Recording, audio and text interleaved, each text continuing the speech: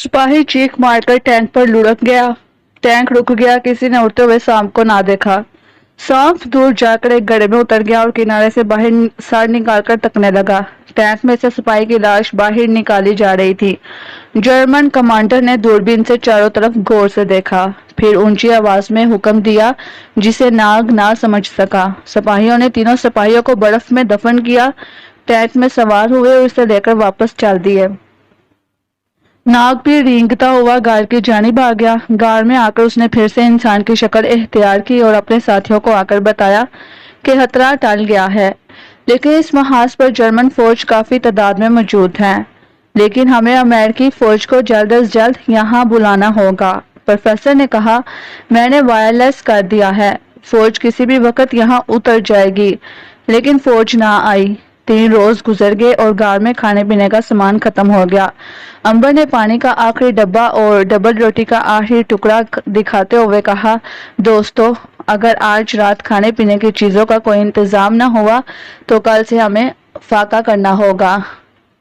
Professor ने कहा, laboratory के स्टोर में बेशुमार सामान पड़ा है। ओल्गा ने पेशकश कर दी, मैं जाकर रात को वहां से सामान चोरी कर ले आती हूँ।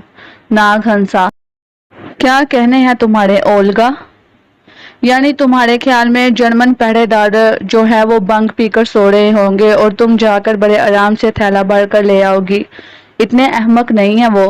ओल्गा ने कहा, तो फिर कल से फाका करना होगा। नाग बोला, ये काम मैं कर लूंगा। प्रोफेसर ने कहा, हाँ, तुम्हारे सिवा कोई कर भी नहीं सकता। ये काम खासा मुश्किल था, क्योंकि वहां सिर्फ जर्मन पहरेदारों को धमकाना ही नहीं था, बल्कि वहां से कुछ सामान उठाकर भी लाना था। लेकिन ये काम हर हाल में करना था। बस आधी रात को नाग ने तैयारी की और एक बड़ा सा थैला लेकर गार से बाहर निकल आया। रात अंधेरी थी, सितारे चमक रहे थे, बर्फ पर उनकी धीमी धीमी रोशनी फैल रही थी। नाग बर्फ के गड्ढों में से गुजरता लेबोरेटरी के करीब पहुंच गया। लेबोरेटरी में रोशनी हो रही थी। उसे मालूम था कि स्टोर कहाँ पर है, जहाँ के खाने पीने की चीजें रखी थी। लेबोरेटरी के इर्द गिर्द जर्मन फौज के 2 मोर्चे थे, जहाँ सिपाही मशीन गन लिए पहरा दे रहे थे। जरा परे टैंक भी खड़ा था। नाग के लिए इंसानी शक्ल में वहां से गुजरना मुश्किल था। सांप बनकर जाता है तो थैला वहीं छोड़ना पड़ता है, और वो इतना सामान उठाकर ला भी नहीं सकता। फिर क्या किया जाए? नाग सोचने लगा। आखिर उसे यही एक तरकीब समझ में आई कि वो किसी जर्मन सिपाही का बहरूप बढ़कर वहां जाए और सामान उठाकर किसी न किसी तरह से वहां से निकलने की कोशिश करे।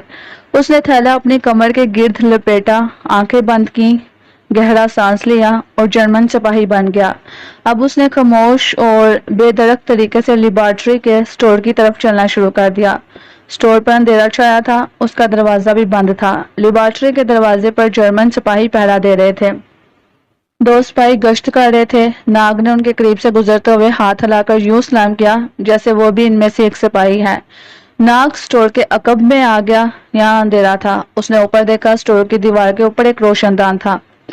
वो रोशनदान से अंदर अगर चला भी गया तो सामान लेकर बाहर कैसे आएगा? इसके लिए जरूरी है कि स्टोर का दरवाजा अंदर से खुला हो। नाग ने देखा कि स्टोर के दरवाजे पर बाहर से ताला लगा था। उसने ताला तोड़ने की कोशिश की। ताला बहुत मजबूत था। वो गहरा सांस भरकर एकदम से इंसान से एक सफेद बर्फानी रिच बन गया। उसने ताले को पकड़कर जोर लगाया। रिच बनकर इसमें बहुत ताकत आ गई थी। ताला एक ही झटके से टूटकर उसके हाथ में आ गया। ताला उसने बर्फ में डुबा दिया। जरा धक्का दिया तो दरवाजा खुल गया। बर्फानी रिच अब एक बार फिर नाग के रूप में आ चुका था। उसने अपने पीछे दरवाजा बंद कर लिया और स्टोर के अंदर पड़ी हुई चीजों का हल्की रोशनी में जायजा लेने लगा। यह रोशनी एक धीमे बल्ब से निकल रही थी जो स्टोर की छत पर जल रहा था। यह स्टोर की अलमारियां और शेल्फ खाने पीने के डब्बों से भरी हुई थी। नाग ने यह सामान थैले में भरना शुरू कर दिया। जब थैला मुंह तक भर गया तो वो इसे घसीटकर स्टोर के दरवाजे तक ले आया। थैला इतना ज्यादा वजनी हो गया था कि नाग उसे अकेला नहीं घसीट सकता था। उसने सोचा, क्यों ना वो एक हाथी बन जाए और इसे थैले को कंधे पर रखकर गार तक ले जाए। अभी वो हाथी बना नहीं था कि आहट हुई। नाग चौकन्ना हो गया। शायद चौकीदार सिपाही इधर आ रहा था। नाग दरवाजे के पीछे हो गया। एक जर्मन सिपाही संगीन ताने स्टोर के दरवाजे की तरफ बढ़ रहा था। शायद उसने अंदर खड़ाक की आवाज सुन ली थी। सिपाही ने संगीन की नोक से दरवाजे को दबाया तो वो खुल गया। سپاہی سمجھ گیا کہ اندر کوئی چور ہے۔ وہ بڑی ہوشیاری سے ایک ایک قدم اٹھاتا اندر آ گیا۔ ناگ اس پر حملہ کرنے کے لیے بالکل تیار کھڑا تھا۔ جو ہی جرمن سپاہی نے اسٹور کے اندر قدم رکھا، ناگ نے زمین پر سے ایک وزنی شے اٹھا کر سپاہی کے سر پر دے ماری۔ سپاہی چکر کھا کر گر پڑا اور بے ہوش ہو گیا۔ ناگ نے ہاتھی بننے کا خیال چھوڑ دیا اور برفانی ریچھ بن گیا۔ اس نے سامان کا تھیلا کندھے پر رکھا اور غار کی طرف روانہ ہو گیا۔ غار کے چور دروازے سے اندر جا کر اس نے تھیلا زمین پر رکھا اور خود واپس انسان کی شکل میں آ گیا۔ پروفیسر اولگا اور امبر نے سامان لے کر کونے میں رکھ دیا۔ انہوں نے ناگ سے پوچھا، کوئی پریشانی تو نہیں ہوئی؟ ناگ مسکرایا، کبھی کوئی شاید تکلیف اٹھائے بغیر بھی ملی ہے؟ بہرحال اسٹور میں گرے ہوئے سپاہی کو ہوش آ گیا ہوگا۔ دن نکلا تو انہوں نے ناشتہ کیا، پانی پیا، وہ پھر سے تازہ دم ہو گئے۔ پروفیسر نے ایک بار پھر امریکی ہیڈ کوارٹر کو وائرلیس پر پیغام دیا کہ حملہ جاری کیا جائے۔ ادھر سے جواب ملا کہ حملہ شروع کر دیا گیا ہے۔ دن کے 10 بجے تھے کہ فضا میں ہوائی جہازوں کی گڑگڑاہٹ سنائی دی۔ وہ غار سے باہر نکل کر آسمان کی طرف تکنے لگا۔ تھوڑی دیر بعد آسمان پر 6 امریکی طیارے نمودار ہوئے، جن میں سے چھاتا برادر سپاہی باہر کودنا شروع ہو گئے۔ پروفیسر نے خوش ہو کر کہا، وہ آگے ہیں، آخرکار وہ آگے۔ ادھر جرمن بھی ہوشیار ہو گئے۔ وہ دونوں ٹینک لے کر میدان میں آ گئے۔ انہوں نے ہوا میں فائرنگ شروع کر دی۔ ان کی فائرنگ سے کتنے ہی امریکی سپاہی زخمی ہو گئے، لیکن امریکی فوج کافی تعداد میں زمین پر اتر آئے تھے۔ زمین پر اترتے ہی انہوں نے مورچے سنبھال لیے اور جوابی فائرنگ شروع کر دی۔ پیراشوٹ کے ذریعے جیپیں اور 2 ٹینک بھی نیچے پھینکے گئے تھے۔ امریکی سپاہیوں نے باقاعدہ حملہ کر دیا۔ اس کے ساتھ ہی آسمان پر 2 بمبار طیارے نمودار ہوئے۔ انہوں نے دمادم جرمن ہیڈ کوارٹر پر بمباری شروع کر دی۔ 1 گھنٹے کے بعد امریکیوں نے لیبارٹریوں پر قبضہ کر لیا۔ پروفیسر اولگا، امبر اور ناگ کو بہادری کے تمغے دیے گئے۔ امریکی کمانڈر نے امبر اور ناگ سے کہا، اگر تم پسند کرو تو تمہیں ہم اپنی فوج میں ملازم رکھ لیں گے۔ امبر نے کہا، شکریہ جناب، ہم اپنی بہن کی تلاش میں ہیں جو قطب شمالی میں کہیں کھو گئی ہے۔ ہمیں آگے جانا ہوگا۔ امریکی کمانڈر نے حیرت سے کہا، قطب شمالی تو برف کا سمندر ہے، آپ لوگ اپنی بہن کو کہاں تلاش کرتے پھریں گے؟ ناگ نے ہنس کر کہا، اگر ہم اس لیبارٹری کے جرمنوں کا مقابلہ کر سکتے ہیں تو اپنی بہن کو بھی ایک نہ ایک دن تلاش کر لیں گے۔ امریکی کمانڈر نے کہا، اگر آپ لوگ ضرور جانا چاہتے ہیں تو میں آپ کو ایک برف گاڑی دیتا ہوں اور مہینے بھر کا کھانے پینے کا سامان اور ایک کیمپس جسے آپ سمت معلوم کر لیں گے۔ شکریہ۔ 2 روز بعد امبر اور ناگ پروفیسر اولگا کو الوداع کہا اور برف گاڑی پر بیٹھ کر نقشے کی مدد سے آگے روانہ ہو گئے۔ یہ برف گاڑی ایک جیپ کی طرح تھی جس کے نیچے پہیے نہیں تھے بلکہ پھسلنے والے تختے لگے تھے۔ اب انہیں اس گرجے کی تلاش تھی جہاں ان کے خیال کے مطابق صرف جادوگر ماریا کے ساتھ رہتا تھا۔ سارا دن وہ برف کے میدان میں سفر کرتے رہے۔ شام ہو گئی، اندھیرا پھیل گیا۔ انہوں نے جیپ میں سے خیمہ نکالا، اسے برف پر لگایا، اندر بیٹھ کر کھانا پکانے لگے۔ کھانا کھا کر انہوں نے کافی پی اور ماریا کی تلاش کے بارے میں گفتگو کرنے لگے۔ رات گہری ہو گئی تو انہیں نیند آنے لگی۔ وہ گرم کمبل اوڑھ کر سو گئے۔ آدھی رات گزر گئی تھی کہ امبر کی آنکھ کھل گئی۔ اسے کوئی آہٹ سنائی دی۔ اس نے کان کھڑے کر لیے۔ باہر کوئی کھر کھر کرتا ہوا لمبے لمبے سانس لے رہا تھا۔ اس سے پہلے کہ امبر ناگ کو بیدار کرتا، ایک تیز بو اس کے نتھنوں میں گھس گئی اور وہ بے ہوش ہو گیا۔ ناگ صبح سو کر اٹھا تو دیکھا کہ امبر غائب ہے۔ اس نے سوچا وہ کہیں باہر گیا ہوگا، لیکن باہر آ کر دیکھا تو امبر وہاں نہیں تھا۔ ناگ کو بڑی تشویش ہوئی کہ آخر یہ شخص کہاں چلا گیا۔ اس نے آوازیں بھی دیں، کوئی جواب نہ آیا۔ ناگ نے برف پر قدموں کے نشان دیکھے، وہ جھک گیا۔ ایسے نشان اس نے زندگی میں پہلے کبھی نہیں دیکھے تھے۔ یہ پاؤں کے نشان تھے مگر کافی بڑے بڑے تھے۔ اس نے گنا تو اس پاؤں کی انگلیاں 10 تھی۔ یا خدا، یہ کیا بلا تھی جو امبر کو اٹھا کر لے گئی ہے اور امبر اس کا مقابلہ نہ کر سکا؟ یہ بلا ضرور امبر سے بھی زیادہ طاقتور ہوگی۔ ناگ نے سامان برف گاڑی میں رکھا اور بلا کے پاؤں کے نشانوں کے ساتھ ساتھ سفر کرتا آگے بڑھنے لگا۔ کافی دور جا کر نشان برف کے ایک بہت بڑے ٹیلے کے پیچھے چلے گئے۔ یہاں ناگ نے دیکھا کہ سامنے ایک پرانی ٹوٹی پھوٹی عمارت ہے جس کی چھت پر برف جمی ہے۔ ناگ نے برف گاڑی دور ایک جگہ کھڑی کر دی اور خود عمارت کے پیچھے آ کر غور سے دیکھنے لگا۔ عمارت کا ایک ہی دروازہ تھا جس کے آگے برف کا تودا پڑا ہوا تھا۔ شاید برف جم جم کر تودا بن گئی تھی۔ नाग ने बर्फ के सुराख में से अंदर झांक कर देखा, कुछ नजर नहीं आ रहा था। बला के पांव के निशान इस दरवाजे तक जाकर खत्म हो गए थे। जाहिर है कि अंबर को लेकर बला इसी इमारत में गई है। नाग ने अंदर जाने का फैसला करते हुए अपनी जून बदलकर सांप की शक्ल इख्तियार कर ली और सुराख में से इमारत के अंदर दाखिल हो गया। पहले तो अंदर से बिल्कुल अंधेरा नजर आया, फिर आहिस्ता आहिस्ता रोशनी होती गई। इस हल्की रोशनी में उसने देखा कि एक पुराना हाल कमरा सा है, जिसके अंदर सिवाय एक पुरानी मेज के कुछ भी नहीं। नाग ने घूम फिरकर सारे कमरे को देखा, वहां कुछ भी नहीं था। ऐसे लगता था कि साल हा साल से वहां कोई इंसान कभी आया ही नहीं। नाग खामोशी से एक तरफ दीवार के साथ लगकर बैठ गया और सोचने लगा, अगर बला अंबर को लेकर यहाँ आई है तो फिर कहाँ चले गई है। अब उसने इस तरह से जायजा लेना शुरू किया कि कहीं नीचे तहखाने का कोई रास्ता तो नहीं जाता। सारे फर्श को नाग ने कंगाल डाला, कहीं किसी जगह भी कोई सुराग तक ना था। या खुदा, अंबर कहाँ चला गया? क्या बला अंबर को खा गई है? मगर अंबर को दुनिया की कोई बला नहीं खा सकती थी। नाग नाउम्मीद होकर रेंगता हुआ बाहर जाने ही वाला था कि उसे गहरे सांस की आवाज सुनाई दी। वो सिमट कर दीवार के साथ लग गया और आवाज गायब हो गई। कमरे में गहरी खामोशी छा गई। सांप ने देखा कि कमरे की जमीन के एक जगह से ऊपर होनी शुरू हो गई है, फिर फर्श जो है वो शक हो गया। अंदर सीढ़ियां जा रही थीं। इन सीढ़ियों पर से एक भयानक चेहरे वाला बर्फानी इंसान नुमादार हुआ, जो गुड़ेले से 10 गुना बड़ा था और जिसके पंजों के नाखून छुरियों की तरह से चमक रहे थे। नाग ने फिजा में बड़ी तेज भूख महसूस की। अगर वो सांप ना होता, इंसान होता, तो शायद इस भूख को बर्दाश्त ना कर सकता और बेहोश हो जाता। अचानक इसको ख्याल आया कि अंबर के साथ भी यही हुआ होगा और वो इस तेज भूख की वजह से बेहोश हो गया होगा, और फिर इस बेफानी गुड़ेला ने बड़ी आसानी से उसे उठाकर अगवा कर लिया। लेकिन सवाल यह है कि गुड़ेला अंबर को अगवा कर कहाँ ले गया है। जरूर उसने अंबर को इसी तहखाने में कैद कर रखा होगा। बर्फानी गुड़ेले ने भी फिजा में कुछ नामनूस सी बू में सूंघ ली थी। वो अपनी खौफनाक टूथनी फुलाकर इधर उधर हला रहा था।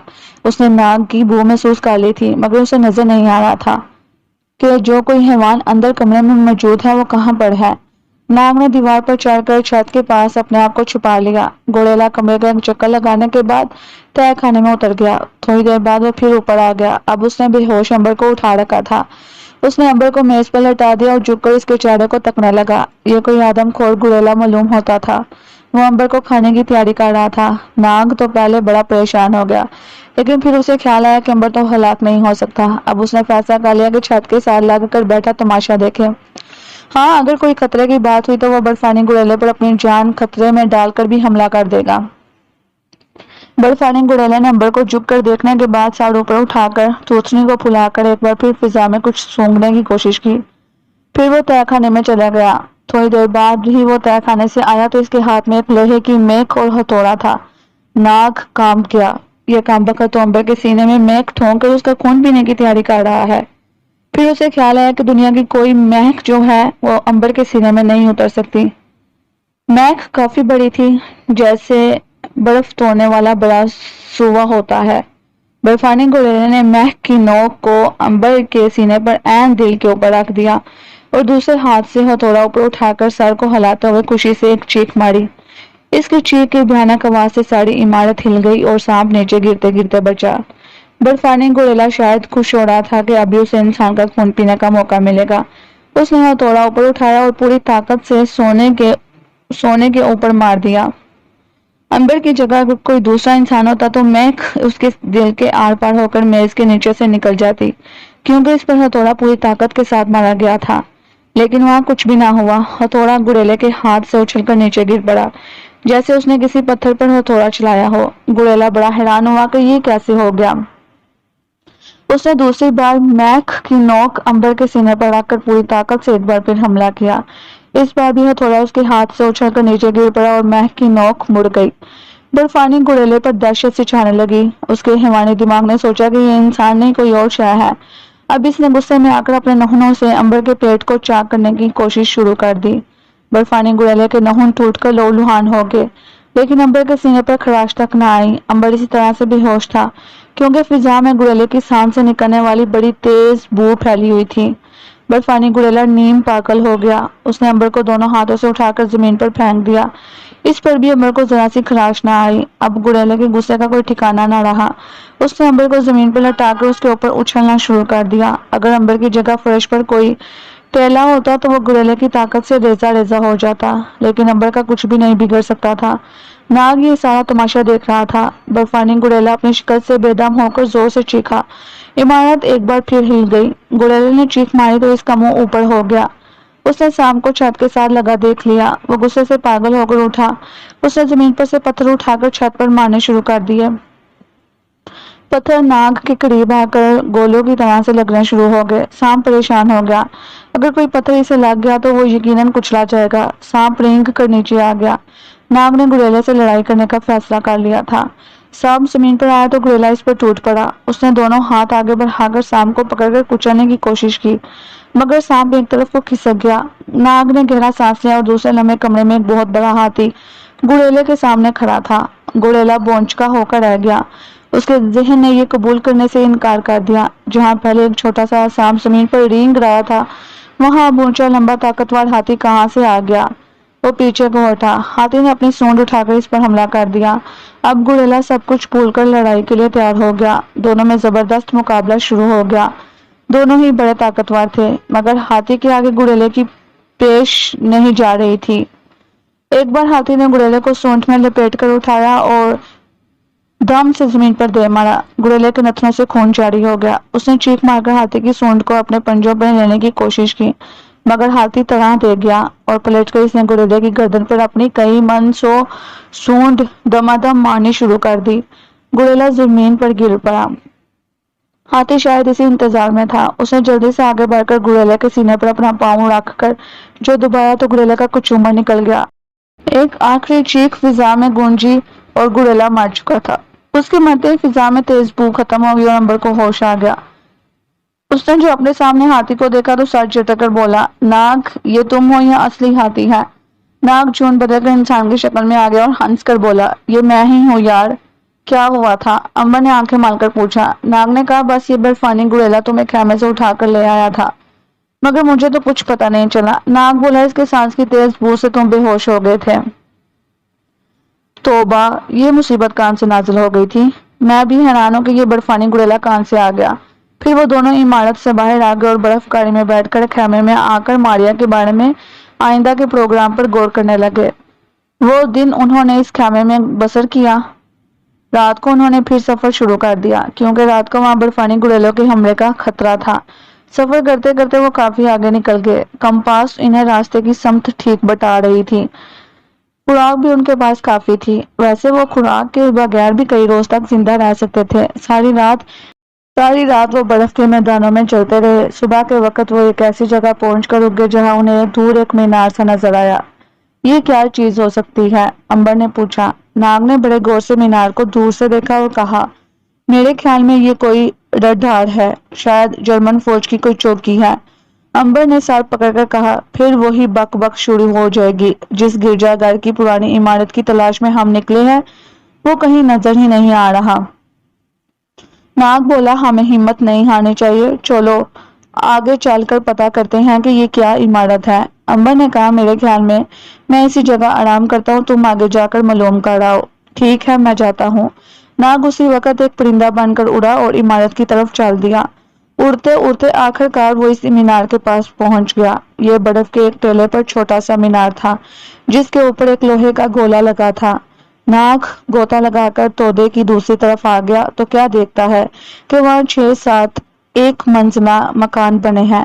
एक बाजार है। बाजार के एक तरफ 2 बर्फ गाड़ियां खड़ी हैं।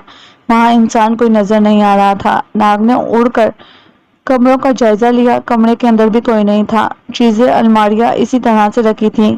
या खुदा, यहाँ के लोग कहाँ चले गए? वो उड़कर वापस अंबर के पास आया और बोला, वहां तो एक जादू की बस्ती है। मकान खुले हैं, चीजें इसी तरह से पड़ी हैं, मगर इंसान कहीं नजर नहीं आता। दोनों बर्फ गाड़ी लेकर बर्फ के तोदे के अकब में आकर खड़े हो गए। गाड़ी इसी जगह खड़ी करके वो मकानों के पास आ गए। बाजार में जो बर्फ गाड़ियां खड़ी थी इनमें कोई इंसान नहीं था। मकानों के अंदर भी कोई औरत, बच्चा, जवान या बूढ़ा दिखाई ना दिया। یہاں کے لوگ کہاں چلے گئے؟ امبر نے کہا، میرا خیال ہے کسی برفانی گڑیلے نے انہیں ہلاک کر دیا ہے، مگر ان کی لاشیں کہاں ہیں؟ یہاں کہیں خون کا دھبا تک نہیں ہے۔ ناگ اس بات پر امبر بولا، چلو دوسرے کمرے میں چلتے ہیں۔ ابھی وہ باہر نکل ہی رہے تھے کہ انہیں مکان میں سے کسی کے کڑھانے کی آواز آئی۔ وہ یکدم سے رک گئے۔ کڑھانے کی آواز تھوڑی دیر بعد پھر آئی۔ انہوں نے ایک دوسرے کمرے کی طرف دیکھا، پھر جدھر سے کوئی آواز آئی تھی ادھر چل دیے۔ یہ آواز مکان کے ایک کونے سے آ رہی تھی۔ کونے میں ایک الماری کے پیچھے زمین پر لکڑی کا چھوٹا سا دروازہ بنا تھا جو شاید نیچے تہہ خانے کو جاتا تھا۔ امبر نے دروازہ اوپر اٹھا دیا۔ نیچے 2-4 سیڑھیاں نظر آئیں۔ آواز نیچے تہہ خانے سے آ رہی تھی۔ امبر اور ناگ جلدی سے سیڑھیاں اتر کر تہہ خانے میں آ گئے۔ یہ ایک چھوٹا سا کمرہ تھا جو قطب شمالی کے مکانوں میں عام طور پر سخت سردی سے بچنے کے لیے بنایا جاتا ہے۔ کوٹھری میں اندھیرا تھا۔ ناگ نے موم بتی جلائی۔ اس کی ہلکی ہلکی روشنی میں دیکھا کہ میز کے نیچے ایک ادیر عمر کا آدمی چت لیٹا ہوا ہے۔ اس کی گردن سے خون بہہ بہہ کر جم گیا ہے۔ چہرہ زرد ہے۔ صاف معلوم ہو رہا تھا کہ کوئی پل کا مہمان ہے۔ ناگ اور امبر نے اسے پانی پلایا۔ تم کون ہو؟ زخمی آدمی نے آنکھیں کھول کر امبر اور ناگ کو دیکھا۔ اس کی آنکھوں سے وحشت ٹپک رہی تھی۔ ناگ نے اسے بڑے پیار سے کہا، ہم تمہاری مدد کے لیے آئے ہیں۔ یہاں کے لوگ کہاں چلے گئے؟ تمہیں کس نے زخمی کیا ہے؟ ادیر عمر آدمی کے ہونٹ ہلے۔ امبر نے اس کے منہ کے ساتھ کان لگا کر سنا۔ وہ کہہ رہا تھا، وہ پھر آئے ہیں۔ سنگین ماری ہے، میرے بچے لے گئے اور وہ ہچکی لے کر مر گیا۔ امبر نے ناگ کی طرف دیکھا۔ ناگ نے پوچھا، کیا کہہ رہا تھا یہ بد نصیب شخص؟ امبر نے کہا، کسی نے اسے سنگین مار کر شدید زخمی کیا ہے اور اس کے بچے ساتھ لے گیا ہے۔ وہ کون ہو سکتا ہے؟ امبر نے کہا۔ امبر نے بڑا میاں کی لاش پر کپڑا ڈالتے ہوئے کہا، سوائے جرمن سپاہیوں کے دوسرا کون ہو سکتا ہے؟ مگر یہاں جرمن سپاہی شاید ہی ہوں۔ میرا خیال ہے یہ کسی کام یا کسی قزاق کا کام ہے۔ امبر کے اس خیال سے ناگ نے اتفاق کرتے ہوئے کہا، تم ٹھیک کہتے ہو۔ اس علاقے میں قزاق برفانی ڈاکوؤں کے نام سے مشہور ہے۔ یہ لوگ شمالی ترکستان کے علاقے سے ہجرت کر کر ادھر آئے تھے اور کہتے ہیں چنگیز خان کی اولاد سے ان کا تعلق ہے۔ ناگ نے کہا، تمہیں تو ان کی پوری تاریخ یاد ہے، مگر ان کے پاس سنگین کہاں سے آ گئی؟ امبر بولا، یہ نیا زمانہ ہے، ہمارا زمانہ نہیں ہے۔ ان لوگوں کے پاس مشین گنیں بھی ہوں گی۔ یہ بستیوں میں جا کر لوگوں کا قتل عام کرتے ہیں اور لوٹ مار کر کر بچوں عورتوں کو اغوا کر کر لے جاتے ہیں اور پھر بخارا اسمر کند کی منڈیوں میں جا کر انہیں غلام بنا کر فروخت کر دیتے ہیں۔ ناگ نے پوچھا، پھر اب کیا خیال ہے؟ آگے چلا جائے یا اس بد نصیب کے بچوں کو تلاش کیا جائے؟ امبر بولا، اب یہ ہمارا اخلاقی فرض ہے کہ اس بد نصیب کے بال بچوں کو برآمد کیا جائے تاکہ وہ ایک بھیانک زندگی سے نجات حاصل کریں، اور پھر کوئی پتہ نہیں وہاں اس بستی کے کتنے بچے اور عورتیں ہوں گی۔ ٹھیک ہے، مگر برفانی ڈاکوؤں کو کہاں تلاش کیا جائے؟ ذرا دوسرے مکانوں کی تلاشی لے کر دیکھتے ہیں، شاید وہاں سے کسی ڈاکو کا کوئی سراغ مل جائے۔ وہ دوسرے مکان میں آ گئے۔ 10-12 مکان تھے، سارے کے سارے ویران تھے، سامان ڈاکو لوٹ کر لے گئے تھے۔ 1-2 مکانوں میں بوڑھے مردوں کی لاشیں پڑی تھی، کسی جگہ کوئی عورت، جوان اور بچہ نہیں تھا۔ صاف ظاہر ہو رہا تھا کہ ڈاکو عورتوں، بچوں اور جوانوں کو فروخت کرنے کے لیے اپنے ساتھ لے گئے ہیں۔ ساری بستی پر دہشت اور ویرانی چھائی ہوئی تھی۔ انہوں نے باہر نکل کر دیکھا کہ برف پر برف گاڑی کے نشان تھے۔ یہ ڈاکو کی برف گاڑی ہو سکتی ہے امبر، اس میں وہ یہاں کا مال اسباب لاد کر لے گئے ہوں گے۔ اس کا تعاقب کرتے ہیں، چلو۔ انہوں نے ایک برف گاڑی مینار والے برفانی ٹیلے کے نیچے ایک جگہ چھپا کر رکھ دی اور خود پیدل ہی برف گاڑی کے نشانوں کے ساتھ ساتھ آگے چل پڑے۔ برف گاڑی کے نشان جو تھے آگے جا کر برفانی ٹیلوں کی طرف مڑ گئے تھے۔ ایک جگہ پرانا گڑھا تھا جس میں پانی جمع ہوا تھا۔ برف گاڑی اس گڑھے کے کنارے سے ہو کر گزرتی تھی آگے۔ یہاں انہوں نے برف پر پڑا ہوا ایک کپڑا دیکھا، اٹھایا تو وہ کسی بچے کی ٹوپی تھی۔ وہ لوگ ادھر سے ہی گزرے ہیں، ناگ نے کہا۔ ناگ اور امبر جب تلاش کرتے کرتے کافی آگے نکل آئے تو انہیں خیال آیا کہ انہوں نے کوئی ہتھیار تو اپنے ساتھ لیا نہیں، نہ پستول، نہ مشین گن وغیرہ، نہ گنسا۔ چلو کوئی بات نہیں، ڈاکو سے ہتھیار مانگ کر انہی پر استعمال کریں گے۔ اب وہ برفانی ٹیلوں کے درمیان سے گزر رہے تھے۔ یہاں آ کر برفانی گاڑی کے نشان ایک ٹیلے کی جانب مڑ گئے تھے اور آگے ختم ہو گئے تھے۔ یہاں انہوں نے دیکھا کہ ٹیلے میں ایک برف کا تودا ٹوٹا ہوا ہے۔ امبر نے قریب جا کر دیکھا تو کیا دیکھتا ہے، اس نے کہا کہ یہ ضرور ڈاکو کی کمینگاہ کا دروازہ ہے۔ ناگ بولا، تم باہر ٹھہرو، میں اندر جا کر پتہ کر کر آتا ہوں کوئی ہے یا نہیں۔ ابھی ناگ اندر جانے کے بارے میں سوچ ہی رہا تھا کہ انہیں کسی مرد کے کہکے اور ایک عورت کی چیخ کی آواز سنائی دی۔ وہ جلدی سے ایک طرف ہٹ کر ٹیلے کی اوٹ میں چھپ گئے۔ اتنے میں دو آدمی ایک عورت کو گھسیٹتے ہوئے نمودار ہوئے۔ امبر نے ٹھیک کہا تھا، دونوں قزاق تھے۔ ان کی شکل و صورت منگول ڈاکوؤں جیسی تھی۔ ان کے کمر سے پستول لٹک رہے تھے۔ عورت رو رہی تھی اور وہ اسے زبردستی گھسیٹتے ہوئے گھر کی طرف لا رہے تھے اور کہہ کے مار کر ہنس رہے تھے۔ اسے قتل کر دو، ایک ڈاکو نے کہا۔ دوسرا ڈاکو کہکا لگا کر بولا، بکھارا میں اس کی قیمت $1000 رہے گی۔ ہاں ہاں ہاں، میں اسے $1000 میں فروخت کر شاندار پستول خریدوں گا۔ وہ عورت کو گھسیٹتے ہوئے گار میں لے گئے۔ ناگ اور امبر نے ایک دوسرے کو دیکھا تو ان کا خیال بالکل ٹھیک نکلا۔ یہ ساری کارستانی ان منگول ڈاکوؤں کی تھی۔ کیا خیال ہے امبر، کس بارے میں؟ حملہ کس طرح سے کیا جائے؟ کیا میں پہلے اندر جاؤں یا تم اندر جاؤ گے؟ ظاہر ہے پہلے تم اندر جا کر معلوم کرو گے کہ ڈاکوؤں کی تعداد کتنی ہے، پھر اس کے مطابق پروگرام بنایا جائے گا۔ امبر بولا، تو پھر تم اسی جگہ میں انتظار کرو۔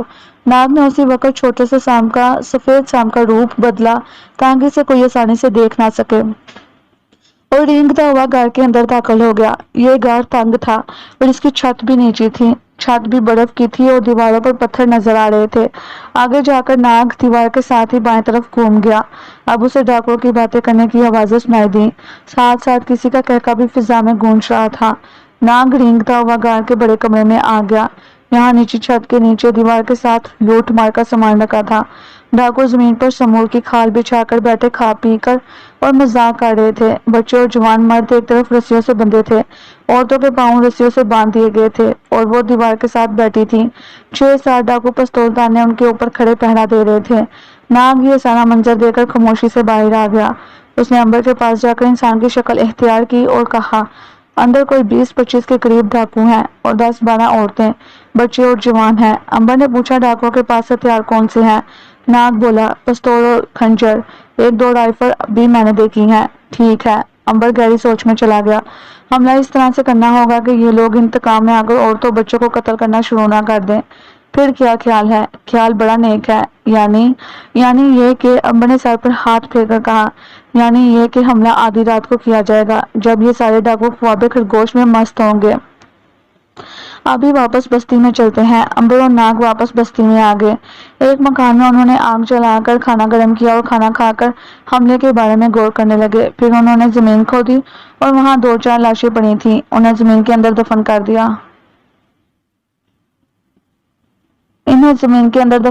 برف گاڑی انہوں نے ایک مکان کے اندر کھڑی کر دی تاکہ اگر وہاں سے کسی ڈاکو کا گزر ہو تو اسے شک نہ پڑے۔ شام تک وہ بستی میں آرام کرتے رہے۔ پھر رات ہو گئی۔ قطب شمالی میں رات بڑی جلدی پڑ جاتی ہے۔ جلدی اندھیرا پھیل گیا۔ جب رات آدھی سے زیادہ گزر گئی تو امبر اور ناگ مکان سے نکل کر ڈاکوؤں کے گھر کی طرف روانہ ہو گئے۔ ناگ کے پاس کچھ نہ تھا۔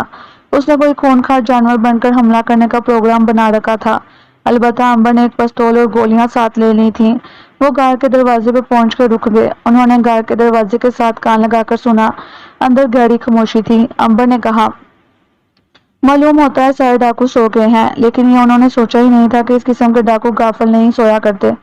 انہوں نے ایک ڈاکو کو رائفل دے کر باہر پہرے پر بٹھا رکھا تھا۔ اس پہرے دار پر ڈاکو نے جو امبر کی آواز سنی تو ٹیلے کے اوپر سے نیچے جھانک کر دیکھا۔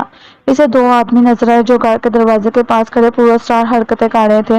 ڈاکو ہوشیار ہو گیا۔ اب اس سے یہ غلطی ہو گئی کہ اسے ناگ کی بجائے امبر کو نشانہ لگایا اور گولی چلا دی۔ گولی امبر کی کھوپڑی پر لگی اور اچھل کر وہ نیچے کی دیوار توڑ کر دور جا گرا۔ ڈاکو نے اپنی آنکھوں کے سامنے گولی کو دیکھا تھا کہ وہ امبر کے سر پر لگی ہے۔ اب جو اس نے دیکھا کہ وہ انسان اس طرح سے کھڑا ہے اور گولی اس کے سر سے ٹکرا کر پرے جا گری ہے تو اس کی آنکھیں حیرت سے پھٹ گئیں۔ یہ کیسے ہو سکتا ہے؟ کیا یہ بھوت ہے؟ اس نے سوچا اور دوسری طرف بھاگا کہ دوسری طرف سے چور دروازے سے اندر جا کر اپنے ساتھیوں کو خبردار کر دے۔ گولی لگتے ہی امبر نے ناگ کو اشارہ کیا۔ ناگ پل بھر میں باز بن کر ٹیلے کے اوپر اڑا اور اس نے بھاگتے ہوئے ڈاکو کی گردن پر حملہ کر دیا۔ اس کے پنجوں نے ڈاکو کی گردن ادھیڑ ڈالی، خون باہر گرنے لگا۔ دوسرے حملے میں باز نے ڈاکو کی آنکھ پھوڑ ڈالی اور پھر اسے نیچے گرا دیا اور تیسری بار حملہ کر کے اس کی شہ رگ کاٹ ڈالی۔ ڈاکو وہیں مر گیا۔ خوش قسمتی سے گولی کی آواز اندر غار میں بڑی معمولی آواز کے ساتھ گئی تھی اور کوئی ڈاکو بیدار نہیں ہوا تھا۔ ناگ نے واپس آ کر امبر کو بتایا کہ ڈاکو ہلاک کر دیا گیا ہے۔ وہ پھر سے انسان کی شکل میں آ گیا۔ अंबर ने कहा, कम बखत ये बाहर पहरा दे रहा था, हमें खबर ही ना हुई, कहीं कोई दूसरा पहरेदार भी ना हो यहाँ। नाग ने खदशे का इजहार किया। अंबर कहने लगा, मेरा ख्याल है कि अगर कोई डाकू बाहर पहरा दे रहा होता तो वो गोली की आवाज सुनकर जरूर पहुंच जाता। शायद गोली की आवाज अंदर नहीं गई, नहीं तो अभी तक अंदर से भी डाकू बाहर आ गए होते। अंबर ने कहा, तुम सांप की शक्ल में अंदर चलो, मैं इसी तरह से पिस्तौल लेकर अंदर आता हूँ, मैं तुम्हारी हिफाजत करूंगा। ठीक है। नाग ने सांप की शक्ल बदली और रेंगता हुआ गाड़ के अंदर दाखिल हो गया। वो एक इंतहाई जहरीले सफेद रंग के बड़े से सांप की शक्ल में था। अंबर ने पिस्तौल में 16 गोलियां भर रखी थी। वो पिस्तौल लिए गाड़ में दीवार के साथ लगकर आगे चलने लगा। उसे अपनी फिक्र नहीं थी। वो एक तो नाग की हिफाजत करना चाहता था, दूसरा उसे ये भी ख्याल था कि डाकू को कहीं आपको इसको चारों तरफ से घेरे हुए देखकर औरतें बच्चों को कत्ल करना शुरू ना कर दें। जब गार्ड बड़े कमरे में दाखिल हुई तो अंबर रुक गया। उसने देखा फर्श पर बीच में दिया जल रहा था। समोर के फर्श पर खाले और कंबल ऊपर किए डाकू गहरी नींद में सो रहे थे। दीवार के साथ साथ रस्सियों में जकड़े हुए मर्द, औरतें और बच्चे भी सो रहे थे। शायद एक आध मर्द या औरत जाग रही थी और पहलू बदल रहे थे। अंबर ने नाग को देखा कि वो सांप की शक्ल में रेंगता हुआ दीवार से नीचे उतर रहा था। सांप नीचे उतरकर फर्श पर आ गया। फिर वो एक समूर की खाल में सोए हुए डाकू के सरहाने आया। उसने बड़ी तेजी से इस डाकू की गर्दन पर डस दिया। इस सांप का जहर ऐसा था कि इंसान की गर्दन पर असर करता था। गर्दन की रगें इस जहर के असर से एकदम खुश्क हो जाती थी और वो बोल नहीं सकता था। मकसद भी यही था कि जिसको डसा जाए वो चीख मारकर दूसरों को खबरदार ना कर सके। डाकू के साथ भी यही हुआ था। नींद में उसने 2-3 गहरे सांस लिए और आंखें खोलकर देखा और अपने हाथों से गले को पकड़ा। चीख कर दूसरों को बेदार करने की नाकाम कोशिश की और वहीं अकड़ गया। इस तरह से सांप ने 4 डाकुओं को समूह के बिस्तरों में ही मौत की नींद सुला दिया। लेकिन वहां पर अभी 15-20 डाकू बाकी थे। इन सबको अकेला सांप एक ही वक्त में हलाक नहीं कर सकता था। फिर भी वो कोशिश करता चला गया। इसने 4 और डाकुओं को हलाक कर दिया। वो 10वें डाकू को हलाक करने के लिए उसके पास गया तो उसकी आंख खुल गई। उसने एकदम से शोर मचा दिया, सांप सांप। सारे डाकू जाग पड़े। उन्होंने पिस्तौल निकाली और दिए की हल्की रोशनी में सांप की तलाश शुरू कर दी। ये देखकर उनकी चीखें निकल गई कि उनके 10 डाकू सांप के डसने से हलाक हो चुके थे। सरदार ने पिस्तौल का फायर कर कर कहा, इस सांप को कुचल कर रख दो। मेरे 10 जानबाज हलाक हो गए हैं, मैं 10 बार इस सांप को मारूंगा। ये कहां से आ गया? यहाँ कभी कोई सांप नहीं आया। अब औरतें, जवान, मर्द और बच्चे भी जाग पड़े थे। दूर से चिराग भी जला दिए गए थे। घर में रोशनी हो गई थी, लेकिन सांप छत में किसी जगह छुप गया था। उधर अंबर पिस्तौल ताने दीवार की ऊंट में था। डाकू इधर उधर भागने लगे। अचानक एक डाकू की नजर अंबर पर पड़ी। अंबर ने गोली मारकर इस डाकू को हलाक कर दिया। दूसरे डाकू ने अंबर पर फायरिंग शुरू कर दी। अंबर पर मगर गोली का कोई असर ना हो रहा था। सरदार ने चिल्लाकर कहा, इसने जिस्म के साथ जर्दा बख्तर पहन रखा है, इसे जमीन पर गिराकर खंजर से हलाक कर दो। 6-7 डाकू अंबर की तरफ बढ़े। अंबर ने गोलियां चलानी शुरू कर दी। 3 डाकू इसके गोली लगने से हलाक हो गए थे। 2 जख्मी होकर गिरे। बाकी डाकुओं ने इसे जमीन पर गिरा दिया। पिस्तौल उसके हाथ से छूटकर पड़े जा गिरा। सरदार ने चीख कर कहा, इसे जिंदा पकड़ लो, मारना नहीं। हम इससे दूसरे लोगों के बारे में पूछेंगे। इसे मैं बाद में खुद हलाक करूंगा, ये मेरा शिकार है। सांप छत की दर्ज में छुपा ये सारा तमाशा देख रहा था। डाकू अंबर को पकड़कर सरदार के सामने ले आए। उन्होंने उसे रस्सियों में जकड़ दिया था। कमरे में डाकुओं की लाशें हटा दी गई थी। सरदार की आंखों में खून उतरा हुआ था। दूसरे कैदी मर्द और औरतें भी सहमी हुई नजरों से अंबर को देख रहे थे। दिल ही दिल में वो इसकी जिंदगी के लिए दुआएं मांग रहे थे। जो डाकुओं को मारकर उन्हें छुड़ाने वहां आया था, लेकिन उन्हें अंबर की जिंदगी की कोई उम्मीद नहीं थी। वो जानती थी कि ये शख्स अब कोई दम का मेहमान है। अंबर को बीच में लाकर खड़ा कर दिया गया। सरदार ने खंजर निकालकर हाथ में पकड़ लिया और अंबर के पास आकर उसकी आंखों में आंखें डालकर गरजा, कौन हो तुम बदबख्त? तुमने मेरे बेहतरीन साथियों को हलाक कर दिया। मैं तुम्हारे जिस्म के टुकड़े टुकड़े अलग अलग कर कर अपने कुत्तों को खिला दूंगा। तुम्हारे साथी कहाँ हैं? तुम्हें किसने भेजा है? अंबर हंसा और कहने लगा, अहमक डाकू, डाकुओं के अहमक सरदार, बस तुम यूं समझ रहो कि तुम्हारी मौत ने मुझे यहाँ भेजा है। सरदार दाड़ा, इसकी गर्दन उड़ा दो। एक डाकू तलवार खींचकर आगे बढ़ा। सरदार के मुंह से गुस्से की वजह से जाग उड़ रही थी। उसने हाथ ऊपर को उठाकर कहा, ठहरो, इसकी गर्दन मैं उड़ाऊंगा, मैं इसके जिस्म की बोटी बोटी कर दूंगा। उसने मेरी तौहीन की है, इसने मेरे जानबाज को हलाक किया है। फिर वो अंबर की आंखों में आंखें डालकर बोला, ए जलील इंसान, तू कहां से आया है? अंबर ने हंसकर कहा, کہہ تو دیا ہے کہ تیری موت بن کر آیا ہوں، بس تیری زندگی کی چند گھڑیاں باقی ہیں، اگر دل میں کوئی حسرت ہے تو اسے بھی پوری کر لو۔ قیدی مرد اور عورتیں کانپ رہی تھیں، انہیں یقین تھا کہ ڈاکوؤں کا سردار اب انہیں بھی زندہ نہیں چھوڑے گا۔ ان کے 12-14 ساتھی ہلاک کر دیے گئے ہیں۔ سردار پاؤں پر زمین مار کر غصے سے اچھلا۔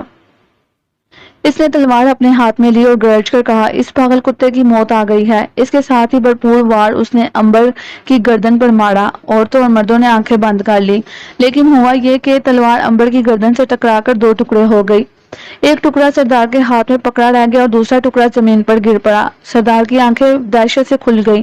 امبر نے ہنس کر کہا، میں نہ کہتا تھا کہ میں تمہاری موت بن کر یہاں آیا ہوں۔ سردار نے پستول نکال کر امبر کی کھوپڑی سے لگایا اور اوپر تلے 7 فائر کیے۔ 7 گولیاں چلا دیں۔ 7 بار گولی کھوپڑی سے ٹکرا کر نیچے گری اور پستول سردار کے ہاتھ سے اچھل کر گر پڑا۔ جب ساری گولیاں ختم ہو گئی تو امبر نے مسکرا کر کہا، الو کے پٹھے، اگر دل میں ابھی کوئی اور حسرت ہے تو وہ بھی پوری کر لے، کیونکہ جب میں نے تم پر وار کیا تو تم بچ نہیں سکو گے۔ دوسرے ڈاکو بھی دم بخود کھڑے امبر کو تاک رہے تھے۔ کئی ڈاکوؤں پر تو دہشت طاری ہو گئی تھی اور وہ اس کو کوئی دیوتا سمجھنے لگے جو انسان کے روپ میں وہاں آ گیا تھا، یا شاید موت کا فرشتہ تھا جو انسان کی شکل میں سردار کی جان قبض کرنے آیا تھا۔ سردار غصے سے پاگل ہو رہا تھا۔ اس نے خنجر نکال کر امبر کے سینے پر بھرپور وار کیا۔ خنجر امبر کے سینے سے ٹکرا کر سردار کے ہاتھ میں چبھ گیا۔ خنجر اس کے ہاتھ سے گر پڑا اور خون رسنے لگا۔ امبر نے سردار کا گریبان کھینچ کر کہا، اب میری باری ہے حملہ کرنے کی۔ اس نے بلند آواز میں کہا، ناگ نیچے آ جاؤ۔ ناگ نے چھت سے چھلانگ لگائی اور نیچے آتے ہی وہ شیر بن کر زور سے دوڑا۔ عورتوں بچوں کی چیخیں نکل گئیں۔ ڈاکو ڈر کر پیچھے کو گرے۔ سردار کا رنگ زرد ہو گیا۔ امبر نے ناگ سے کہا، ناگ، پہلے ان ڈاکوؤں کو ہلاک کرو، کیونکہ انہوں نے بڑے بے گناہ انسانوں کا خون بہایا ہے۔ شیر زور سے دوڑ کر ڈاکوؤں کے گروہ پر اچھلا اور پنجے مار مار کر اس نے کتنے ہی ڈاکوؤں کو خون میں لت پت کر دیا۔ کسی کا بازو کاٹ دیا، کسی کی گردن اڑا دی اور پنجہ مار کر کسی کا سینہ چاک کر دیا۔ سردار ہاتھ بن کر زمین پر گر پڑا۔ معاف کر دو دیوتا، معاف کر دو دیوتا۔ امبر نے گہکا لگایا، اب تم سیدھی راہ پر آئے ہو، لیکن تمہاری گردن پر بھی بے شمار بے گناہ لوگوں کا خون ہے، تمہیں معاف نہیں کیا جا سکتا۔ سردار نے گر گرا کر کہا، اے عظیم دیوتا، میں ہاتھ جوڑ کر اپنے گناہوں کی معافی مانگتا ہوں۔ میں قسم کھاتا ہوں کہ ساری زندگی کسی چینٹی کو بھی تکلیف نہ دوں گا۔ میں ان سب قیدیوں کو رہا کر کے انہیں سارا سامان واپس کرتا ہوں۔ امبر نے سردار کے سر پر زور سے ہاتھ مار کر کہا، وہ تو تمہارا باپ بھی کرے گا، تم کون ہوتے ہو ایسا نہ کرنے والے؟ اب تمہاری جان پر بن رہی ہے، اب تو اپنا سامان بھی نہیں دے دو گے۔ امبر نے ناگ سے کہا، ناگ واپس انسانی شکل میں آ جاؤ۔ ناگ اسی وقت شیر سے بدل کر پھر انسان کی شکل میں آ گیا۔ یہ سارا ڈرامہ دیکھ دیکھ کر قیدی عورتیں، مردوں اور دوسرے بچے کچے ڈاکوؤں کی آنکھیں پھٹی کی پھٹی رہ گئی تھیں۔ انہیں یقین ہو گیا تھا کہ دونوں کوئی آسمانی دیوتا ہے اور ظلم کا بدلہ لینے کے لیے زمین پر آئے ہیں۔ سب کی آنکھوں میں احترام اور عقیدت تھی۔ سردار ہاتھ باندھے گھٹنوں پر جھکا بیٹھا تھا۔ امبر نے ناگ سے کہا، کیا خیال ہے اس کی جان بخشی کر دی جائے؟ ناگ نے کہا، میرا خیال ہے یہ سوال ان قیدی عورتوں اور مرد سے پوچھا جائے۔ امبر نے ان قیدیوں سے جب ڈاکوؤں کے سردار کی جان بخشی کی بات کی تو انہوں نے زورتے ہوئے کہا، اس کی جان نہ بخشی جائے، اس نے ہمارے ماں باپ کو قتل کیا ہے، ہمارے بوڑھوں کے سر کاٹ کر گڑھوں میں دفن کیا ہے، یہ رحم کے قابل نہیں ہے۔ مرد بولے، اسے ہم قتل کریں گے۔ امبر نے اسی وقت تمام قیدیوں کی رسیاں کھول دی۔ ان میں سے ایک نوجوان آگے بڑھا اور بولا، اے عظیم دیوتا، اس ظالم سنگدل نے میری آنکھوں کے سامنے میرے بوڑھے باپ کو ہلاک کیا ہے۔ وہ رحم کی درخواست کرتا رہا اور یہ ظالم اس کی گردن پر خنجر چلاتا رہا، اسے میں ہلاک کروں گا۔ تمہیں اجازت ہے۔ امبر نے خنجر اس نوجوان کے ہاتھ میں دے دیا۔ دوسرے ڈاکو زمین پر روتے ہوئے گر پڑے۔ سردار نے گر گرا کر رحم کی التجا کی۔ امبر نے منہ دوسری طرف کر لیا۔ نوجوان کے ایک ہی وار نے ڈاکوؤں کے سردار کو ہمیشہ کی نیند سلا دیا۔ آخر برائی کا انجام برا ہی نکلا۔ جس نے دوسرے انسانوں کو قتل کیا تھا، آخر ایک روز وہ بھی خود قتل ہو گیا۔ خونی مگرمچھ۔ بستی پھر سے آباد ہو گئی۔ لوگ اپنے اپنے گھروں میں آ کر رہنے لگے۔ دوسرے بچے کچھ ڈاکوؤں کو بھی بستی والوں نے ختم کر دیا۔ امبر اور ناگ کی کرامتیں وہ دیکھ چکے تھے۔ ان کو بستی والوں نے عظیم دیوتا سمجھنا شروع کر دیا۔ وہ ان دونوں کی پوجا کرنے لگے۔ امبر نے ناگ سے ایک روز کہا، بھائی یہاں سے اب 9-2-11 ہو جانا چاہیے، کہیں ایسا نہ ہو یہ لوگ ہمیں مار کر ہمارے بت بنا کر ہماری پوجا شروع کر دیں۔ ناگ ہنسا، تم ٹھیک کہتے ہو امبر بھیا، تاریخ میں ایسے کئی واقعے ہو گزرے ہیں کہ لوگوں نے عقیدت مڑا کر اپنے پیر و مرشد کو مار کر اس کی قبریں بنائی اور پھر اس کی پوجا شروع کر دی، اسی لیے اب یہاں سے چلے جانے میں خیریت ہے۔ امبر بولا، ادھر ماریا کی پریشانی الگ دل کو لگی ہے، خدا جانے وہ کہاں کس حال میں ہے۔ ناگ نے فکر مند ہو کر کہا، جہاں تک میرا خیال ہے ہم قطب شمالی میں کافی آگے نکل آئے ہیں، اس سے آگے تو سوائے برف ہی برف کے اور کچھ نہیں ہے۔ بس وہ سرخ جادوگر ہے کہاں؟ امبر کی اس بات پر ناگ نے پوچھا، امبر بھیا کیا تمہارا دل یہی کہتا ہے؟ بے شک ہمیں کچھ اور آگے جانا ہوگا۔ ٹھیک ہے، ناگ بولا، ہم کل یہاں سے کوچ کر جائیں گے۔ جب بستی والوں کو پتا چلا کہ دوسرے دن سویرے امبر اور ناگ یعنی ان کے دیوتا کوچ کر رہے ہیں تو وہ بڑے اداس ہو گئے۔ انہوں نے دونوں سے گزارش کی کہ وہ بستی سے نہ جائیں، وہیں اپنی برکتوں کے ساتھ باقی زندگی بسر کر دیں۔ ان کے رہنے سے بستی میں خوشی اور سلامتی آ گئی ہے۔ امبر نے انہیں سمجھایا، یہ تو ٹھیک ہے مگر کچھ ذمہ داری ہم پر اور ہے، ہمیں وہ ذمہ داری بھی پوری کرنی ہے۔ رات کے پچھلے پہر امبر اور ناگ اٹھ کھڑے ہوئے۔ برف گاڑی پر ہر شے تیار تھی۔ بستی والوں نے گاڑی میں کمبل اور پانی بھی رکھ دیا تھا، ایک کنستر مٹی کے تیل کا بھر کر رکھ دیا۔ ایک ایک عورت، مرد اور بچے نے امبر اور ناگ سے ہاتھ ملایا، ان کی آنکھوں میں آنسو تھے، وہ انہیں رخصت کرتے ہوئے دل گیر تھے۔ امبر اور ناگ نے بڑی گرم جوشی سے انہیں رخصت کیا، برف گاڑی پر سوار ہو کر اپنی اگلی منزل کی طرف روانہ ہوئے۔ سارا دن وہ برف میں چلتے رہے، رات کو انہوں نے ایک جگہ پڑاؤ کیا۔ یہاں سردی میں اس قدر شدید تھی کہ پانی کی بوتلیں جم کر پھٹ گئیں، ٹماٹر سوس کے ڈبے بھی پھٹ گئے، ڈبل روٹی پتھر بن گئی، کنستر میں پڑا ہوا تیل بھی جم گیا۔ پٹرول کی بھی یہی حالت ہوئی، پٹرول ختم ہونے والا تھا۔ دوسرے اور تیسرے دن بھی ان کا سفر جاری رہا۔ چوتھے روز وہ ایک ایسے برفانی میدان میں پہنچے جہاں ایک بہت بڑی نیلی جھیل برف بنی ہوئی تھی۔ انہوں نے ایک جگہ برف توڑی تو نیچے سے پانی نکل آیا، انہوں نے پانی لے کر اسے گرم کیا اور جی بھر کر پیا۔ برفانی گاڑی ساتھ لے جانے کا سوال ہی پیدا نہیں ہوتا تھا کیونکہ پٹرول ختم ہو چکا تھا۔ یہاں انہوں نے برف کے سوراخ میں کانٹا ڈال کر 3 بڑی بڑی مچھلیاں پکڑی اور انہیں بھون کر کھایا۔ شام کو برف کا زبردست طوفان چلنے لگا۔ طوفان کی رفتار اتنی تیز تھی کہ ان کی برف گاڑی اڑا کر جانے کہاں چلے گئی۔ وہ خیمے کے اندر تھے، خیمے کا پردہ ان کے ساتھ طوفان کے تھپیڑے بن کر ٹکرا رہا تھا، ہوائیں چیخیں مار رہی تھیں، برف کی جھیل سے ٹکرا کر شور مچا رہی تھیں، ساتھ برف بھی گر پڑی۔ ساری رات طوفان چلتا رہا، صبح ہوئی تو طوفان تھم چکا تھا۔ انہوں نے خیمے سے باہر نکل کر دیکھا تو جھیل پر کئی فٹ موٹی برف کی تہہ جم چکی تھی۔ ان کی برف گاڑی کا کہیں نام و نشان نہ تھا، نہ وہ چولہا باقی تھا جس پر وہ پانی وغیرہ گرم کر لیا کرتے تھے۔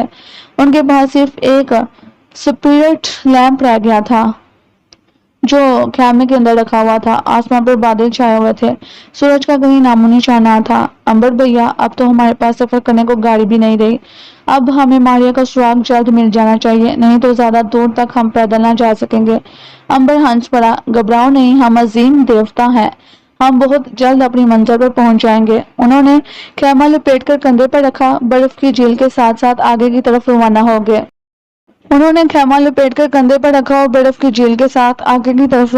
گئے۔ اب مناسب معلوم ہوتا ہے کہ ذرا ماریا کی بھی خبر لی جائے، وہ کس حال میں ہے اور کہاں پر ہے۔ جادوگر اسے بکری بنا کر شہر سے نکل کر ایک ایسی سڑک پر ہو لیا جو ایلپس کے پہاڑوں کی طرف چلے جاتی تھی۔ آگے جا کر یہ سڑک پہاڑوں میں گم ہو گئی۔ یہاں ایک مقام پر ایک چھوٹا سا جھونپڑا پہاڑی کے دامن میں بنا ہوا تھا۔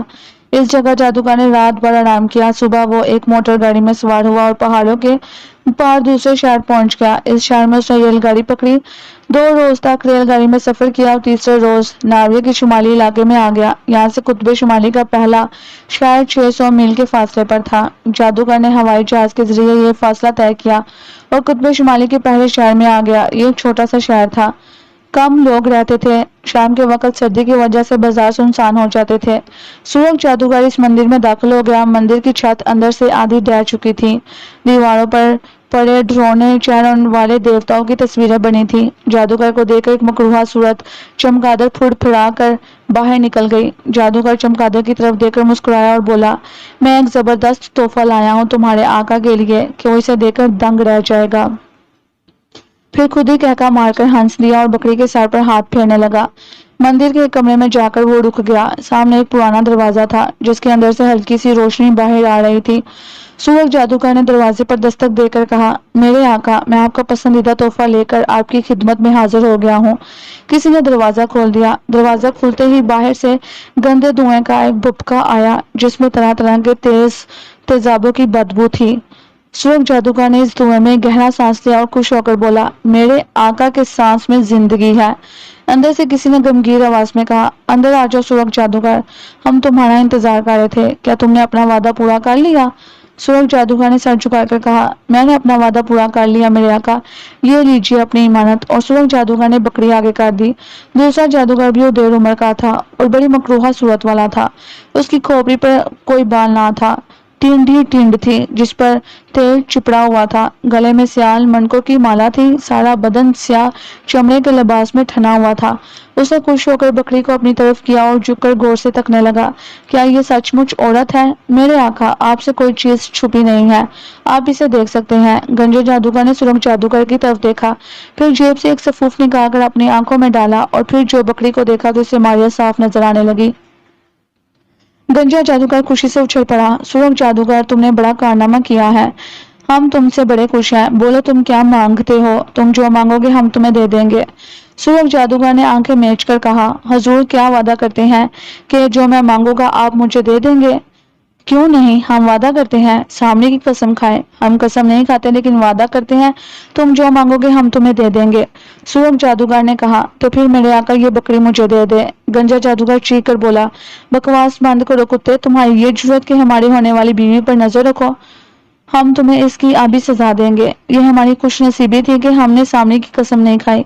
सूरज जादूगर हाथ जोड़कर बोला, मेरे आका माफ कर दो, गलती हो गई, हरगिज माफ नहीं करूंगा। तुम मेरी होने वाली बीवी पर हमेशा नजर रखोगे और जादू टोना करते रहोगे, इसलिए तुम्हें खत्म करना बहुत जरूरी है। हजूर माफी माफी। गंजे जादूगर ने मंत्र पढ़कर जो फूंक मारी तो सूरज जादूगर के बदन से शोले उठने लगे। वो तकलीफ से चिल्लाने और चक्कर खाने लगा, आकर फर्श पर गिर पड़ा और बसम होकर राख हो गया। उसको हलाक करने के बाद गंजे जादूगर ने बकरी को उठाकर गोद में रखा और मंदिर के अकबी हिस्से में एक देवता के बुत के आगे झुककर कहा, मेरे आका, मैं अपनी पसंद की औरत के साथ हाजिर हूँ, इजाजत दे के मैं इसके साथ शादी कर लूं। देवता के बुत की आंखों में हल्की सी हरकत पैदा हुई, फिर होंठ खुद ब खुद हिले और आवाज आई, अगर तुम इस औरत से ब्याह करना चाहते हो तो तुम्हें यहाँ से 6000 मील दूर जाना होगा। वहां तुम्हें एक नीली झील मिलेगी जो बर्फ बन चुकी है। इस झील से तुम आगे जाओगे तो 2 रोज के सफर के बाद तुम्हें एक बर्फानी पहाड़ के अंदर एक कोह मिलेगी। कोह के अंदर जाओगे तो वहां पर एक मंदिर है। इस मंदिर देवता के बुत के आगे तुम्हें शादी करने की इजाजत मिलेगी। जाओ, तुम जा सकते हो। गंजे जादूगर ने बकरी को साथ लिया और कुतबे शुमाली के तवील लंबे सफर पर रवाना हो गया। मंजिलों पर मंजिलें तय करते आखिरकार गंजा जादूगर इस नीली झील पर पहुंच गया जिसके पीछे पहाड़ों में वो कोह थी जिसके अंदर वाले मंदिर में पहुंचकर गंजे जादूगर ने शादी करनी थी। जादूगर बकरी को लेकर नीली झील के साथ साथ चला जा रहा था। उसने पाँव में जूते बाड़ी पहन रखे थे जिसकी वजह से बर्फ पर आसानी से चल सकता था। बकरी यानी मारिया उसके साथ चल रही थी। मारिया को बहुत हल्का महसूस हो रहा था कि वो चल रही है। उसका दिमाग बकरी का था, सोच भी बकरी की थी। उसका जी घास खाने को चाह रहा था। ये एहसास बहुत मध्यम मध्यम था कि वो इंसान थी और अब उसे बकरी बना दिया गया है। जादूगर छोटे छोटे पहाड़ी रास्तों पर से होता हुआ आखिरकार इस कोह के करीब पहुंच गया जिसके अंदर मंदिर था। कोह का रास्ता बर्फ में बना हुआ था। जादूगर ने सबसे पहले बकरी को अंदर किया, फिर खुद भी अंदर चला गया। कोह की छत से बर्फ के लंबे लंबे स्टोन से लटक रहे थे। बाहर जानिब घूमकर जादूगर रुक गया। उसके सामने एक गहरा खड्ड था, गड़ा था जिसके अंदर पानी भरा था और 2 बड़े बड़े मगरमच्छ अपने खूंखार दांत निकाले उसकी तरफ खा जाने वाली नजरों से देख रहे थे। बकरी डरकर पीछे हट गई। जादूगर ने बकरी के सर पर हाथ फेर कर कहा, ऐ मेरी होने वाली बीवी, मत घबराओ, ये मगरमच्छ मेरे गुलाम है, तुम्हें कुछ नहीं कहेंगे, तुम मेरे पीछे पीछे आते चलो। और गंजे जादूगर ने एक मंत्र पढ़कर जो फूंक मारी तो गड़े के ऊपर बर्फ का एक पुल बन गया। जादूगर ने बकरी को लिया और पुल अबूर कर लिया। पुल के पार एक तंग रास्ता मंदिर की तरफ जाता था। मंदिर के दरवाजे पर एक शेर पहरा दे रहा था। जादूगर को देखकर शेर डरा। बकरी डरकर जादूगर के पीछे हो गई। जादूगर ने एक मंत्र पढ़कर फूंका। शेर एकदम से एक बहुत बड़ा सांप यानी अजदहा बन गया। उसके 7 मुंह थे।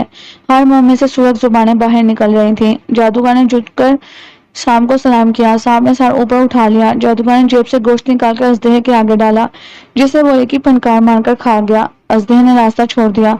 जादूगर ने हाथ बांधकर कहा, शुक्रिया अजीम देवता। उसने बकरी को साथ लिया और दरवाजे में से गुजर गया। दरवाजे के पार एक हाल कमरे में चबूतरे पर बहुत बड़ा बुत बना हुआ था। इस बुत के आगे एक मोटे पेट वाला जोगी मेहनत बैठा सुरख आंखों से जादूगर को तक रहा था। तुम आगे गंजे जादूगर? जी हजूर, जादूगर ने सर झुकाकर कहा। मेहनत के गले में एक काला नाग लटक रहा था। उसने सांप की सीढ़ी जादूगर की तरफ करते हुए कहा, क्या तुम सांप देवता के लिए सोने का तोहफा लाए हो? क्योंकि सोने के तोहफे के बगैर तुम्हारी शादी नहीं हो सकती। गंजे जादूगर ने कोट की अंदरूनी जेब में से एक थैला निकालकर जोगी मेहनत के कदमों में रख दिया। हजूर, ये सोने के हार आपकी नजर के लिए लाया हूँ। मेहनत जोगी ने थैले में से सोने के हार निकालकर बड़े गौर से देखे। इसकी आंखों में लालच और हवस थी। उसने बारी बारी अपनी गद्दी के नीचे रख ली और बकरी के सर पर हाथ फेर कर कहा, अब तुम शादी कर सकते हो, लेकिन अभी पूरन मांझी की रात को एक हफ्ता बाकी है। तुम एक हफ्ते के बाद इस औरत से शादी कर सकते हो। जादूगर ने कहा, क्या मुझे इजाजत है कि इस बकरी को फिर से औरत बना दूं? मेहनत जोगी ने तड़प कर कहा, हरगिज नहीं, हरगिज नहीं। तुम्हें हफ्ता भर अभी इंतजार करना होगा। जैसे आपकी मर्जी हजूर। तुम मंदिर की पिछली कोठरी में जाकर आ सकते हो। जाओ, चले जाओ, नहीं तो मेरा सांप तुम्हें डस देगा। जा रहा हूँ हजूर। गंजे जादूगर ने बकरी को गोद में उठाया और मेहनत जोगी के करीब से गुजरकर अपनी पिछली कोठरी में जाकर चारपाई पर लेट गया। बकरी को उसने एक सतून के साथ बांध दिया। गंजे जादूगर को मंदिर में आबाद हुए छठा रोज था कि अंबर और नाग झील किनारे पहुंच गए। अंबर और नाग झील के साथ जा रहे थे। उन्हें बताया गया था कि नीली झील के आगे एक मंदिर है जिसकी एक कोह में वाक़या है। चुनाचा वो कोह की तलाश में थे। नाग ने कहा, अभी तक तो यहाँ कोई मंदिर, कोई कोह वगैरह नजर नहीं आया। हाँ, अलबत्ता यहाँ बर्फ के टीले बहुत है। अंबर ने कहा, इन्हीं बर्फ के टीलों में कहीं ना कहीं वो कोह जरूर होगी जिसके मंदिर में हमें इस बदबख्त जादूगर को काबू करके अपनी बहन मारिया को वापस लाना होगा। खुदा करे कि ऐसा ही हो। कहीं ऐसा ना हो कि कोह की तलाश में हम फिर खो जाएं। नहीं, फिक्र ना करो, ऐसा कभी नहीं होगा।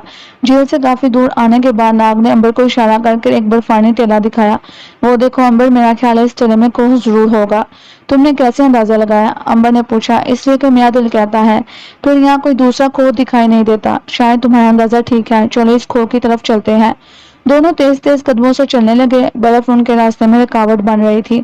ताजा बर्फ उनके जूतों से चिमट रही थी।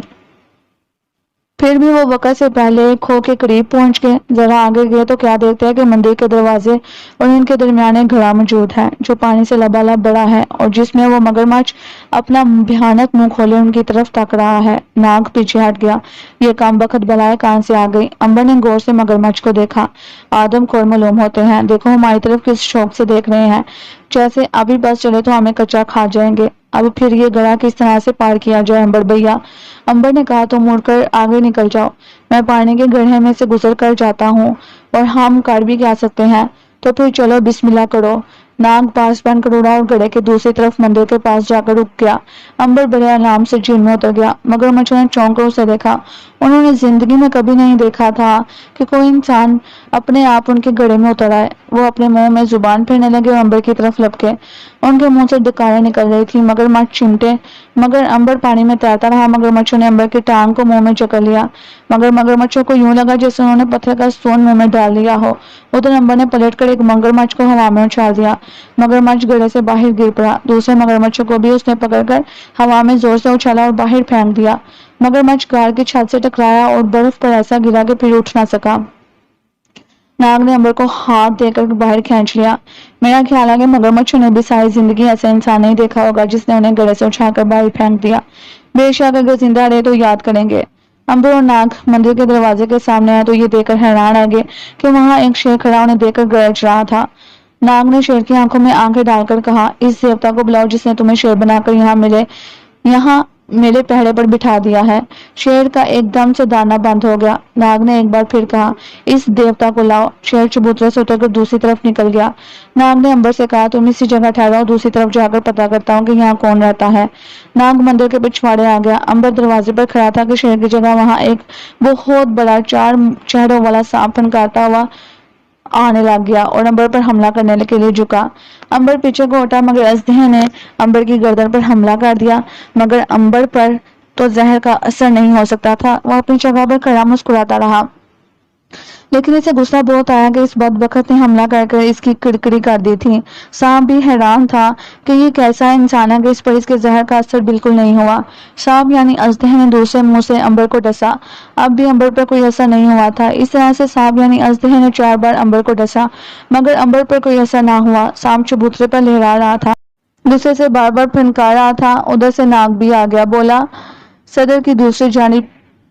फिक्रा उसके मुंह में था कि नाग ने सांप को देखा। सांप ने भी नाग को देख लिया और अब आहिस्ता आहिस्ता नीचे झुकता चला गया। अंबर ने कहा, नाग भैया, इस बदबख्त सांप ने मुझे 4 बार डसा है। 4 बार? नाग ने हैरान होकर कहा। फिर गुस्से से बोला, इसकी ये जुर्रत, इसको मालूम नहीं था कि तुम मेरे भाई हो? अंबर बोला, अब ये तुम खुद इससे पूछ लो। नाग ने अजदह की तरफ देखकर गुस्से से कहा, बताओ तुम्हारे साथ क्या सलूक किया जाए? तुमने मेरे भाई पर हमला करके मुझे जलील करने की कोशिश की है। अजदह ने सर झुकाकर कहा, अजीम देवता, मुझसे भूल हो गई। मुझे क्या मालूम था कि ये साहब आपके साथ हैं और आप भी इनके साथ हैं। नाग ने कहा, अच्छा मैं तुम्हें माफ करता हूँ, ये बताओ कि यहाँ कोई इंसान भी है? अजदह ने कहा, अजीम देवता, इस मंदिर के अंदर एक जोगी महिन्नत रहता है। इसने मुझे अपने जादू में काबू कर रखा है। नाग ने मुस्कुराकर कहा, कोई बात नहीं, अभी जाकर इस महिन्नत की भी खबर लेते हैं। नाग ने अंबर को साथ लिया और मंदिर के दूसरे बड़े कमरे में आ गया। उनके सामने देवता के बुत के पहलू में एक मोटे पेट वाला महिन्नत जोगी खड़ा अपनी लाल लाल आंखों से बड़े गुस्से से उनकी तरफ देख रहा था। इसके गले में एक काले रंग का सांप लिपटा हुआ था। महिन्नत ने गरज कर कहा, कौन हो तुम अहमक? मंदिर में आने की इजाजत तुम्हें किसने दी?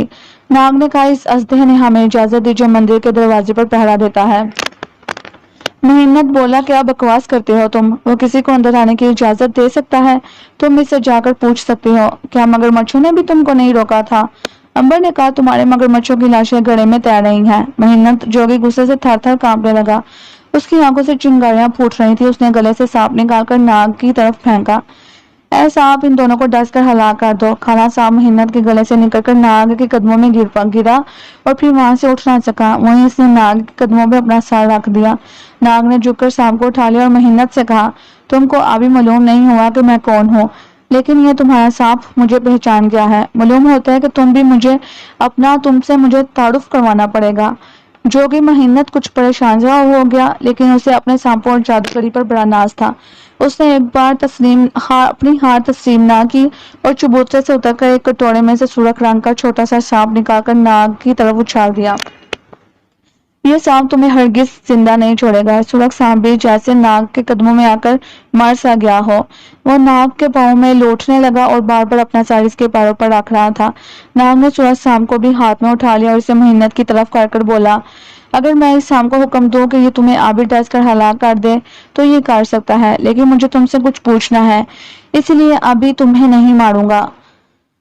खूनी तजुर्बा। अब महिन्नत जोगी को कुछ होश आ गया। उसे एहसास हो चुका था कि उसका मुकाबला किसी जबरदस्त आदमी से है। वो चबूतरे से बढ़कर नाग के पास आया और बोला, नौजवान, तुम कोई देवताओं के खास आदमी मालूम होते हो। बताओ मैं तुम्हारी क्या खिदमत कर सकता हूँ। हम अपनी बहन की तलाश में आए हैं यहाँ। क्या तुमने किसी ऐसे जादूगर को देखा है जिसने किसी औरत को काबू कर रखा हो? महिन्नत बोला, क्यों नहीं, गंजा जादूगर अभी 1 हफ्ते पहले आकर मंदिर की एक कोठरी में ठहरा है। उसने एक औरत को बकरी बनाकर अपने काबू में कर रखा है। वो कल इसे शादी रचाने वाला है। नाग ने जल्दी से पूछा, क्या वो अब भी कोठरी में है? हाँ, आओ मेरे साथ। महिन्नत अंबर और नाग को लेकर इस मंदिर के अकब की कोठरी में आ गया। यहाँ आकर देखा कि कोठरी खाली पड़ी है, ना जादूगर है ना इसकी बकरी। महिन्नत ने ताज्जुब से चारों तरफ देखा और हाथ बांधकर बोला, हजूर यकीन करे, सुबह तक वो जादूगर इस कोठरी में था। मालूम होता है इसने आप लोगों को आता देख लिया था और वो भाग गया है। अंबर ने नाग की तरफ देखकर कहा, अब क्या किया जाए नाग भैया? कोठरी में एक खिड़की थी जो खुली थी। मालूम होता है वो गंजा जादूगर इस खिड़की में से भागा है। उन्होंने खिड़की में से बाहर कूद कर चारों तरफ देखा, वहां कोई भी नहीं था। बर्फ पर किसी इंसान या बकरी के पांव के निशान तक नहीं थे। अंबर बोला, कम बखत ने पांव के निशान भी नहीं छोड़े।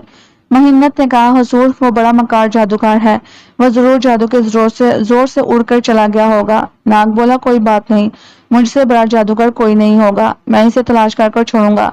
नाग ने उसी वक्त बाज का रूप बदला और उड़कर मंदिर से बाहर निकल गया। कितनी देर तक वो उड़ता रहा और सारे बर्फानी मैदानों में जादूगर इसकी बकरी को तलाश किया, मगर वो इनमें से कोई भी इसे नजर न आया। आखिर थक हार कर वो वापस आ गया। अंबर ने पूछा, कुछ पता चला भाई? नहीं भाई, कोई सुराग नहीं मिला। मालूम होता है वो मारिया को लेकर इस इलाके से कहीं दूर चला गया है। महिंद्र ने कहा, अगर हुजूर आप चाहें तो यहाँ कुछ देर क़याम फरमा सकते हैं, मैं आपकी खिदमत करूंगा। नाग ने कहा, नहीं, हमें अपनी बहन की तलाश है, हम ज्यादा देर नहीं यहाँ ठहर सकते। अम्बर ने कहा, क्या तुम हमें कोई ऐसी बर्फ गाड़ी दे सकते हो जिस पर सवार होकर हम बर्फानी मैदान पार कर सकें? महिंद्र बोला, हुजूर मेरे पास ऐसी गाड़ी कहाँ, मैं तो एक अरसे से इस जगह पर पड़ा हूँ, लेकिन आप तो जादूगर हैं, अगर आप चाहें तो उड़कर जा सकते हैं। अंबर बोला, ऐसा जादू मेरे पास नहीं है, नाग के पास जरूर है। हाँ, मेरे पास एक दूसरा जादू है। रात उन्होंने मंदिर में आराम किया।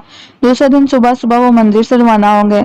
महिंद्र ने उन्हें इस रास्ते के बारे में कुछ जरूरी बातें बताई। अंबर और नाग खामोशी से बर्फ पर चल पड़े। वो झील के किनारे से होकर बर्फ के मैदानी रास्ते पर आगे सफर करते रहे। सारा दिन वो चलते रहे। शाम को एक उन्होंने खैमा लगाया और चाय गर्म कर पी। अंबर ने कहा, नाग भैया, इस तरह से हम कब तक इस बर्फ के सहरा में सफर करते रहेंगे? नाग ने कहा, तो फिर क्या किया जाए? अंबर ने कहा, किसी गाड़ी का बंदोबस्त हो जाए तो हम जल्दी से किसी शहर पहुंच जाएंगे, मारिया को तलाश कर सकते हैं। बात तो ठीक है, अच्छा सुबह कुछ करेंगे। रात उन्होंने जूं जूं कर काटी। सुबह उठते ही नाग ने कहा, अंबर भैया, तुम इसी जगह मेरा इंतजार करो, मैं कोई सवारी लेकर आता हूँ। लेकिन तुम सवारी कहाँ से लाओगे? तुम फिक्र ना करो, ये मैं जानू और मेरा काम। तुम हर हालत में इधर बैठकर मेरा इंतजार करो। नाग इतना कहकर बाज की शक्ल में आसमान की तरफ उड़ गया। अंबर उसे देखता रहा। कुछ देर बाद उसे बाज आसमान की बुलंदियों में उड़ता नजर आया, फिर वो इसकी नजरों से उजल हो गया। नाग सारा दिन बर्फ के मैदानों के ऊपर उड़ता रहा। उसे कोई बस्ती नजर न आई, ना कोई इंसान कहीं दिखाई दिया। रात का अंधेरा फैल गया तो वो एक जगह उतर आया और बर्फ के बने हुए खो में बैठकर आराम करने लगा। उधर रात के वक्त अंबर भी खेमे के अंदर जाकर लेट गया। ये छोटा सा खेमा था। अंबर बमुश्किल टांगे फैलाकर सो सकता था। उसे बार बार नाग और मारिया का ख्याल आ रहा था। गुनोदगी के आलम में वो ऊँघने लगा। आधी रात के करीब उसकी आंख खुल गई। उसे यूं लगा जैसे कोई खेमे के बाहर दबे कदमों चला आ रहा है। अंबर ने खेमे के सुराख में से बाहर झांक कर देखा। बाहर अंधेरा था, सितारों की हल्की हल्की रोशनी थी। उसे सुराख के साथ मुंह लगाकर कहा, कौन है? साया इसी जगह रुक गया। अंबर को किसी इंसान का धुंधला सा हाका नजर आया था। अंबर खेमे से बाहर आ गया। मौत का तो इसे कोई खौफ था ही नहीं। बाहर आते ही उसने एक बार फिर ललकारा, कौन हो तुम? यहाँ क्या कर रहे हो? आने वाले के हाथ में मशीन गन थी और वो लड़खड़ाता हुआ आगे बढ़ आया। उसके जिस्म पर सिपाहियों जैसी वर्दी थी। अंबर ने कहा, क्या तुम जर्मन सिपाही हो? वो एक रूसी सिपाही था जो अपने हेडक्वार्टर से बिछड़ भूखा प्यासा भटक रहा था। खेमा देखकर उसे ख्याल आया कि यहाँ जरूर कुछ खाने को मिल जाएगा। उसने रूसी जुबान में कहा, मैं रूसी सिपाही हूँ, क्या तुम्हारे पास खाने को कुछ है? अगर इनकार किया तो मैं गोली से उड़ा दूंगा तुम्हें। अंबर ने कहा, करीब आकर देख लो, मेरे पास कुछ नहीं है। रूसी सिपाही करीब आ गया। उसके सर पर सुमोर की टोपी थी, चेहरे पर जर्दी कंडी सी थी। उसने हैरानी से कहा, तो फिर तुम जिंदा कैसे हो? अंबर ने कहा, मुझे खाने की जरूरत नहीं है, मैं खाए पिए बगैर भी जिंदा रह सकता हूँ। क्या तुम भूत हो? हाँ, मैं भूत हूँ, फिर मैं तुम्हें हलाक कर दूंगा। और इसके साथ ही रूसी सिपाही ने मशीन गन की बाढ़ मार दी। सारी की सारी गोलियां अंबर के सीने में लगी और वहां से उछलकर नीचे बर्फ पर गिर पड़ी। अंबर ने कहा, मैं भूत हूँ और भूत पर गोली का असर नहीं होता। तुमने अपनी आंखों से देख लिया ना कि मुझे पर तुम्हारी एक गोली का असर नहीं हुआ। रूसी बड़ा हैरान हुआ, वो डर भी गया। उसके सामने सचमुच एक भूत खड़ा था और चीख मारकर पीछे को भागा और फिर गिर पड़ा और बेहोश हो गया। अंबर उसे उठाकर खेमे में ले आया, इसे चाय गर्म करके पिलाई। जब उसे होश आया तो इसने पहला सवाल ये किया, क्या तुम सचमुच भूत हो? अंबर ने कहा, नहीं, मैं तुम्हारी तरह का इंसान हूँ, लेकिन मुझ में कुछ ऐसी बातें हैं जो तुम में नहीं है। बहरहाल इन बातों को छोड़ो, ये बताओ कि तुम कहाँ से आ रहे हो? मैं अपने हेडक्वार्टर से बिछड़ गया हूँ। 2 दिन से मैंने सिवाय बर्फ के कुछ नहीं खाया। अंबर ने उसी वक्त एक जगह से बर्फ तोड़कर इसमें से मछली निकाली और उसे भून कर खिलाई। रूसी सिपाही को कुछ होश आया। उसने कहा, तुम रूसी बड़ी रवानी से बोल सकते हो, क्या तुम रूस में रहे हो? अंबर मुस्कुराया, मैंने तुम्हें कहा था ना कि मुझ में कुछ ऐसी खूबियां हैं जो दूसरे इंसानों में नहीं है। मैं दुनिया की हर जुबान बोल सकता हूँ और समझ सकता हूँ।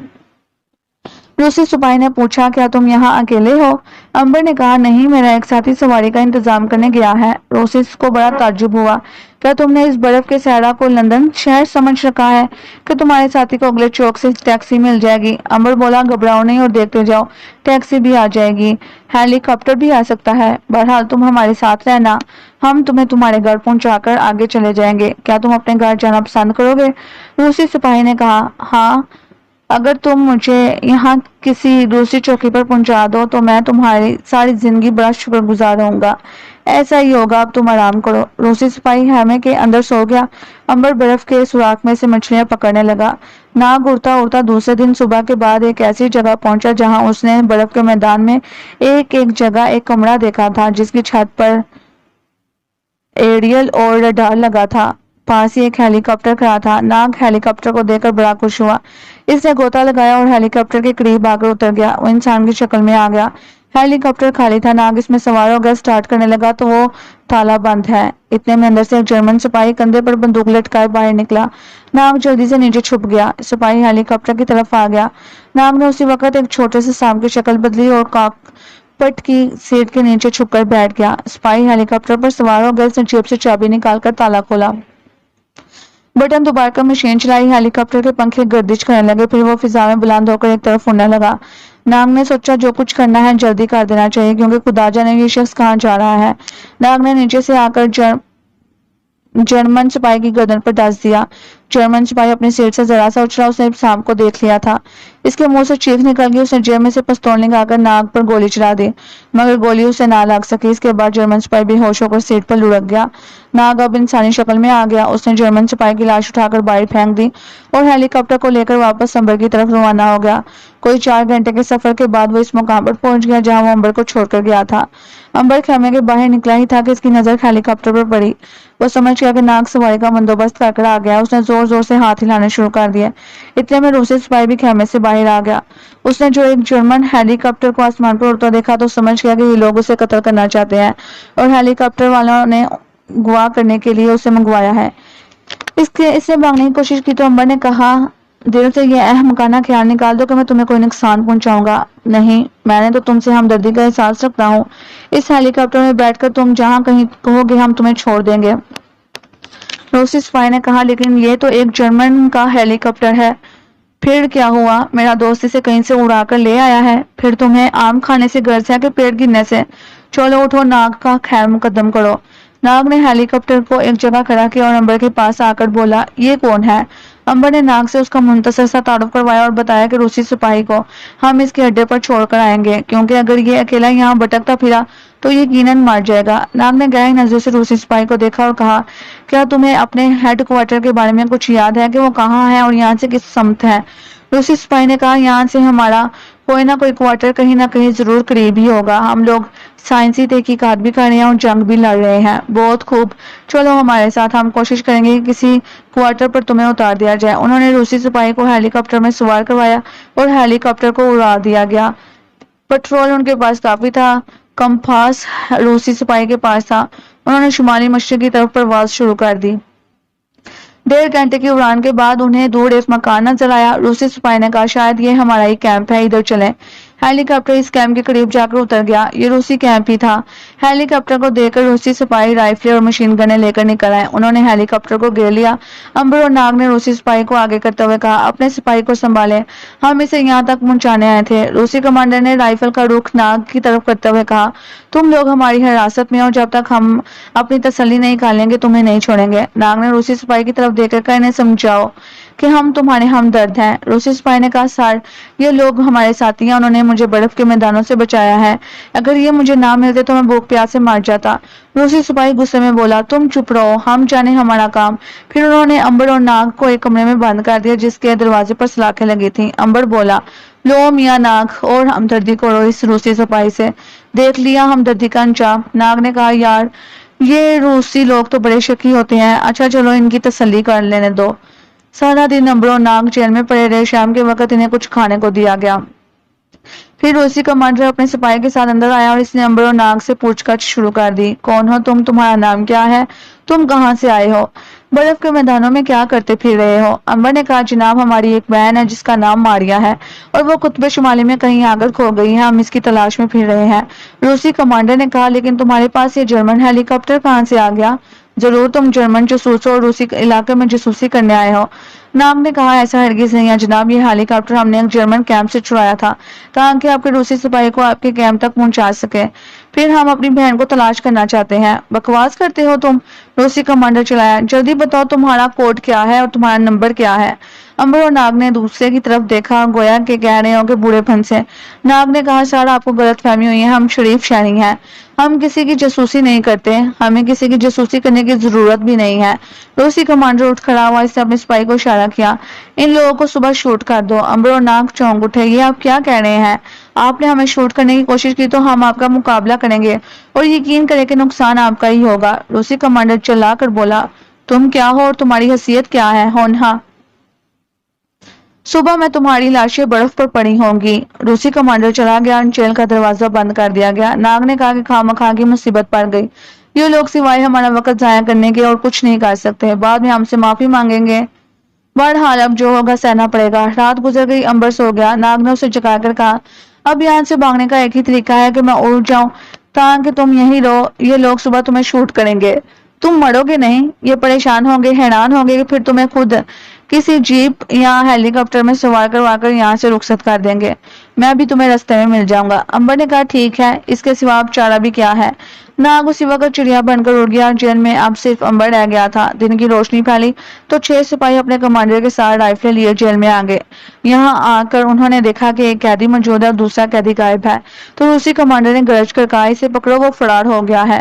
کچھ سپاہی ناگ کی تلاش میں بھاگے۔ روسی کمانڈر نے، اس قیدی کو فوراً شوٹ کر دو، اس نے کہا، شوٹ کر دو اسے، کہیں یہ بھی نہ بھاگ جائے۔ امبر نے کہا، سر آپ نہ تو میرے ساتھی کو تلاش کریں گے اور نہ مجھے گولی سے ہلاک کر سکیں گے، اس لیے اپنا اور میرا قیمتی وقت ضائع نہ کریں اور مجھے میرا ہیلی کاپٹر واپس کر دیں تاکہ میں یہاں سے چلا جاؤں۔ روسی کمانڈر نے ہاتھ اٹھا کر کہا، اس شخص کو آپ بھی شوٹ کر دو۔ سپاہی آگے بڑھے، انہوں نے امبر کو پکڑا اور باہر لے جا کر ایک ٹینک کے ساتھ باندھ دیا۔ سپاہیوں نے رائفلیں چڑھا کر ان کا رخ امبر کی طرف کر دیا۔ روسی کمانڈر نے رومال نکال کر ہلایا، فائر! 7 رائفلیں ایک دم سے دھماکے کے ساتھ چلیں، 7 گولیاں ان میں سے نکلی اور سیدھی امبر کے سینے پر جا لگی۔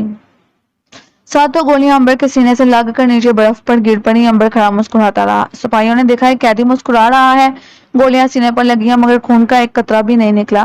روسی کمانڈر بھی بڑا حیران ہوا کہ یہ کیا بات ہے، وہ کچھ سمجھ نہ سکا۔ اس نے دوبارہ حکم دیا، فائر! ایک بار پھر اسے شوٹ کیا جائے۔ سپاہیوں نے ایک بار پھر گولیاں بھر کر رائفلیں سیدھی کی اور امبر کے سینے کا نشانہ باندھ کر گولیاں چلا دیں۔ دھماکہ ہوا، 7 کی 7 گولیاں ایک بار پھر امبر کے سینے سے ٹکرا کر نیچے برف پر گر پڑی۔ اب تو سپاہیوں کا بھی رنگ اڑ گیا۔ روسی کمانڈر کے ماتھے پر پسینہ آ گیا، اس نے قریب آ کر غور سے امبر کے سینے کو دیکھا۔ تم نے کیا باندھ رکھا ہے؟ کچھ نہیں، دیکھ لو بے شک۔ روسی کمانڈر نے امبر کی قمیض کو نیچے دیکھا، وہاں کچھ بھی نہیں تھا۔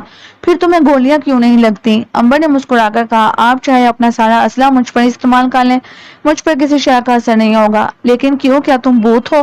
امبر مسکرا کر بولا، مسٹر کمانڈر یہ باتیں تم نہیں سمجھ سکو گے، اس لیے بہتر یہی ہے کہ تم مجھے کھول دو، نہیں تو میں خود اس رسی کو توڑ کر آزاد ہو جاؤں گا۔ کمانڈر کچھ خوفزدہ سا ہو گیا، اس نے امبر کو آزاد کرنے کا حکم دے دیا۔ وہ امبر کو لے کر اپنے کمرے میں آ گیا۔ اس نے امبر سے پوچھنا شروع کر دیا کہ وہ کون ہے اور یہ طاقت اس کو کہاں سے ہاتھ آئی ہے۔ امبر ہنس دیا، یہ باتیں آپ کی سمجھ میں نہیں آئیں گی، آپ کی سائنس ابھی ان باتوں کو نہیں سمجھ سکتی۔ تمہارا ساتھی کیسے فرار ہو گیا؟ کمانڈر نے پوچھا۔ امبر وہ بولا کہ وہ پرندہ بن کر اڑ گیا۔ کیا کہا؟ پرندہ بن کر اڑ گیا؟ یہ کیسے ہو سکتا ہے کہ انسان پرندہ بن کر اڑ جائے؟ امبر نے کہا، اگر ایک انسان پر 14 گولیاں اپنا اثر نہیں کر سکتی تو پھر دوسرا انسان پرندہ بن کر اڑ سکتا ہے۔ روسی کمانڈر گہری سوچ میں پڑ گیا۔ اس نے کہا کہ اچھا، میں تمہارا ہیلی کاپٹر تمہیں واپس کر دوں گا، تم چلے جانا۔ امبر بڑا خوش ہوا۔ روسی کمانڈر کمرے سے نکل کر کیمپ کے وائرلیس روم میں آ گیا۔ یہاں اس نے وائرلیس پر اپنے سائنسدانوں کو بلایا جو وہاں سے 1000 میل دور سائبیریا کے علاقے میں ایک لیبارٹری میں سائنسی تجربے کر رہا تھا۔ اس کا نام ڈاکٹر کماسکی تھا۔ کمانڈر نے اسے وائرلیس پر کہا، میرے پاس ایک حیرت انگیز انسان اس وقت قید میں ہے، میں چاہتا ہوں کہ تم اس پر تجربہ کرو۔ اس پر نہ تو گولی اثر کرتی ہے اور نہ بم اثر کرتا ہے۔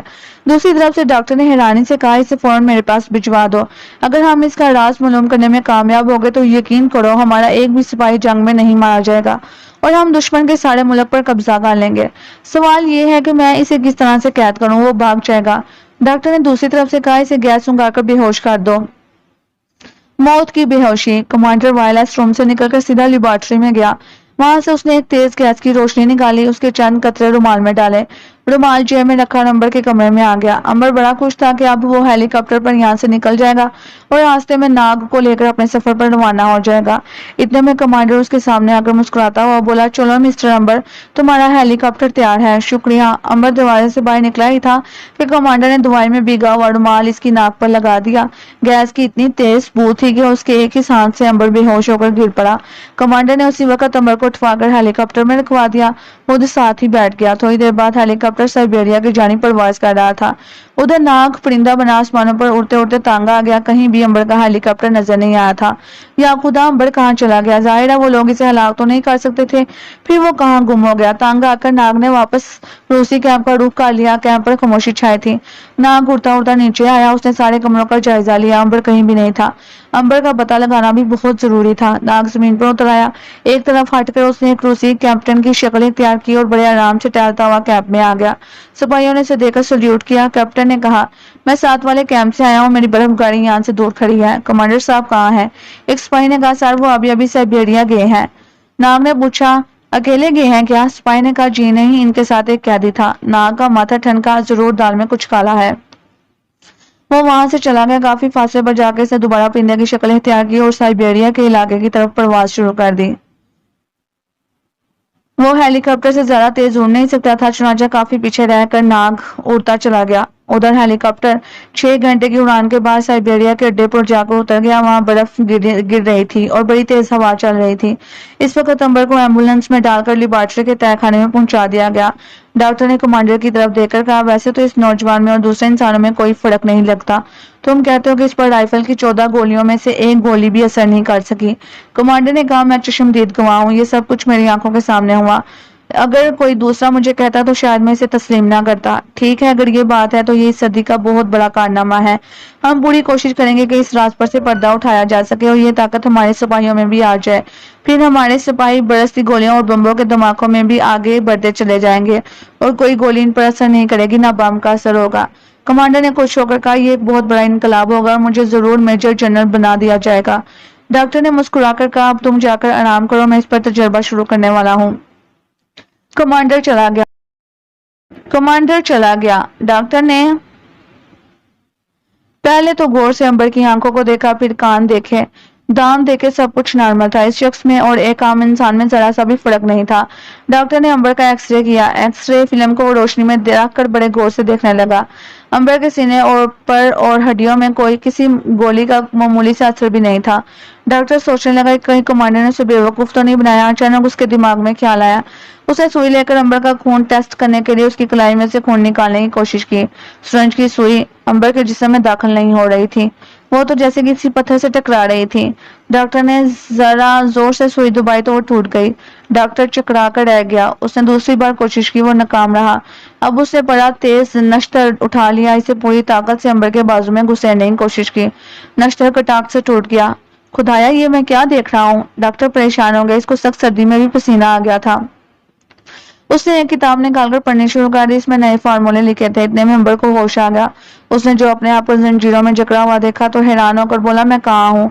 डॉक्टर ने कहा कि तुम एक साइंस की लेबोरेटरी में हो। हम तुम पर तजर्बा कर ये मालूम करने की कोशिश कर रहे हैं कि तुम पर गोली और चाकू का असर क्यों नहीं होता। अंबर को बड़ा गुस्सा आया।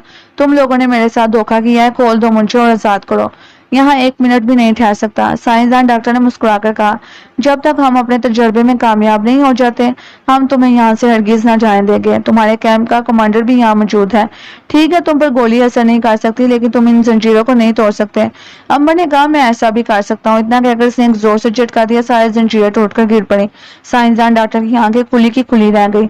उसने एक खतरे का सायरन बजा दिया। एकदम से इलाके के सारे सिपाही मशीन गने लिए वहां आ गए। कमांडर भी भाग कर आ गया और हाँफते हुए पूछने लगा, क्या हो गया है? अंबर ने कहा कि ये तुम लोग ना समझ सकोगे कि मगर तुमने मेरे साथ धोखा करके अच्छा नहीं किया। अब मैं अपने भाई को कहाँ तलाश करता फिरूंगा? मैंने तुम्हें कहा भी था कि परिंदा बनकर मैदान में किसी जगह मेरा राह देख रहा है। कमांडर ने कहा, मुझे अफसोस है नौजवान, मैं तुमसे शर्मिंदा हो। अब तुम आजाद हो और जहाँ चाहे जा सकते हो। साइंसदान डॉक्टर ने कमांडर की तरफ देखकर कहा, ये क्या कह रहे हो? कमांडर ने उसे आंख मारी। अंबर कमरे से बाहर निकलने ही लगा था कि साइंसदान डॉक्टर के इशारे पर इसके एक असिस्टेंट ने गैस की पिचकारी से अंबर पर हमला कर दिया। पिचकारी में से गैस का बादल निकला। अंबर खांसा और बेहोश होकर जमीन पर गिर पड़ा। ये गैस बेहद तेज थी, उसके असर से कमांडर भी बेहोश हो गया। जल्दी से कमांडर को वहां से ले जाकर दूसरी चीजें सुंघाई गई, टीका लगाया गया, उसे होश आ गया। डॉक्टर ने कहा इस बार मैं अंबर को ऐसी जगह पहुंचाकर इस पर तजर्बे करूंगा कि वो वहां से सारी जिंदगी बाहर नहीं निकल सकेगा। हम जरूर कामयाब हो गए, हम जरूर कामयाब हो गए। कमांडर इतना कहकर फिर गैस के असर से बेहोश हो गया। नाग भी उड़ता उड़ता आखिर इस इलाके में पहुंच गया। उसने ऊपर से देखा कि नीचे बेड़कस बनी हुई है जिसकी छतों पर बर्फ जमी है। नाग नीचे उतरा और एक टेलीफोन के खंभे पर बैठकर हालात का जायजा लेने लगा। वहां सख्त सर्दी थी, इतनी सर्दी कुतबे शुमाली के अगले इलाकों में भी नहीं थी। नाग ठठरने सा लगा। फिर उसने एक बूढ़े को एक बैरक से बाहर निकलते देखा। वो नीचे उतरा और बैरक के अंदर दाखिल हो गया। अंदर चंद एक सिपाही बैठे ताश खेल रहे थे। उन्होंने जो एक खुश रंग परिंदे को देखा तो हैरानी से एक दूसरे से कहा, अरे ये चिड़िया इस मौसम में कहां से आ गई।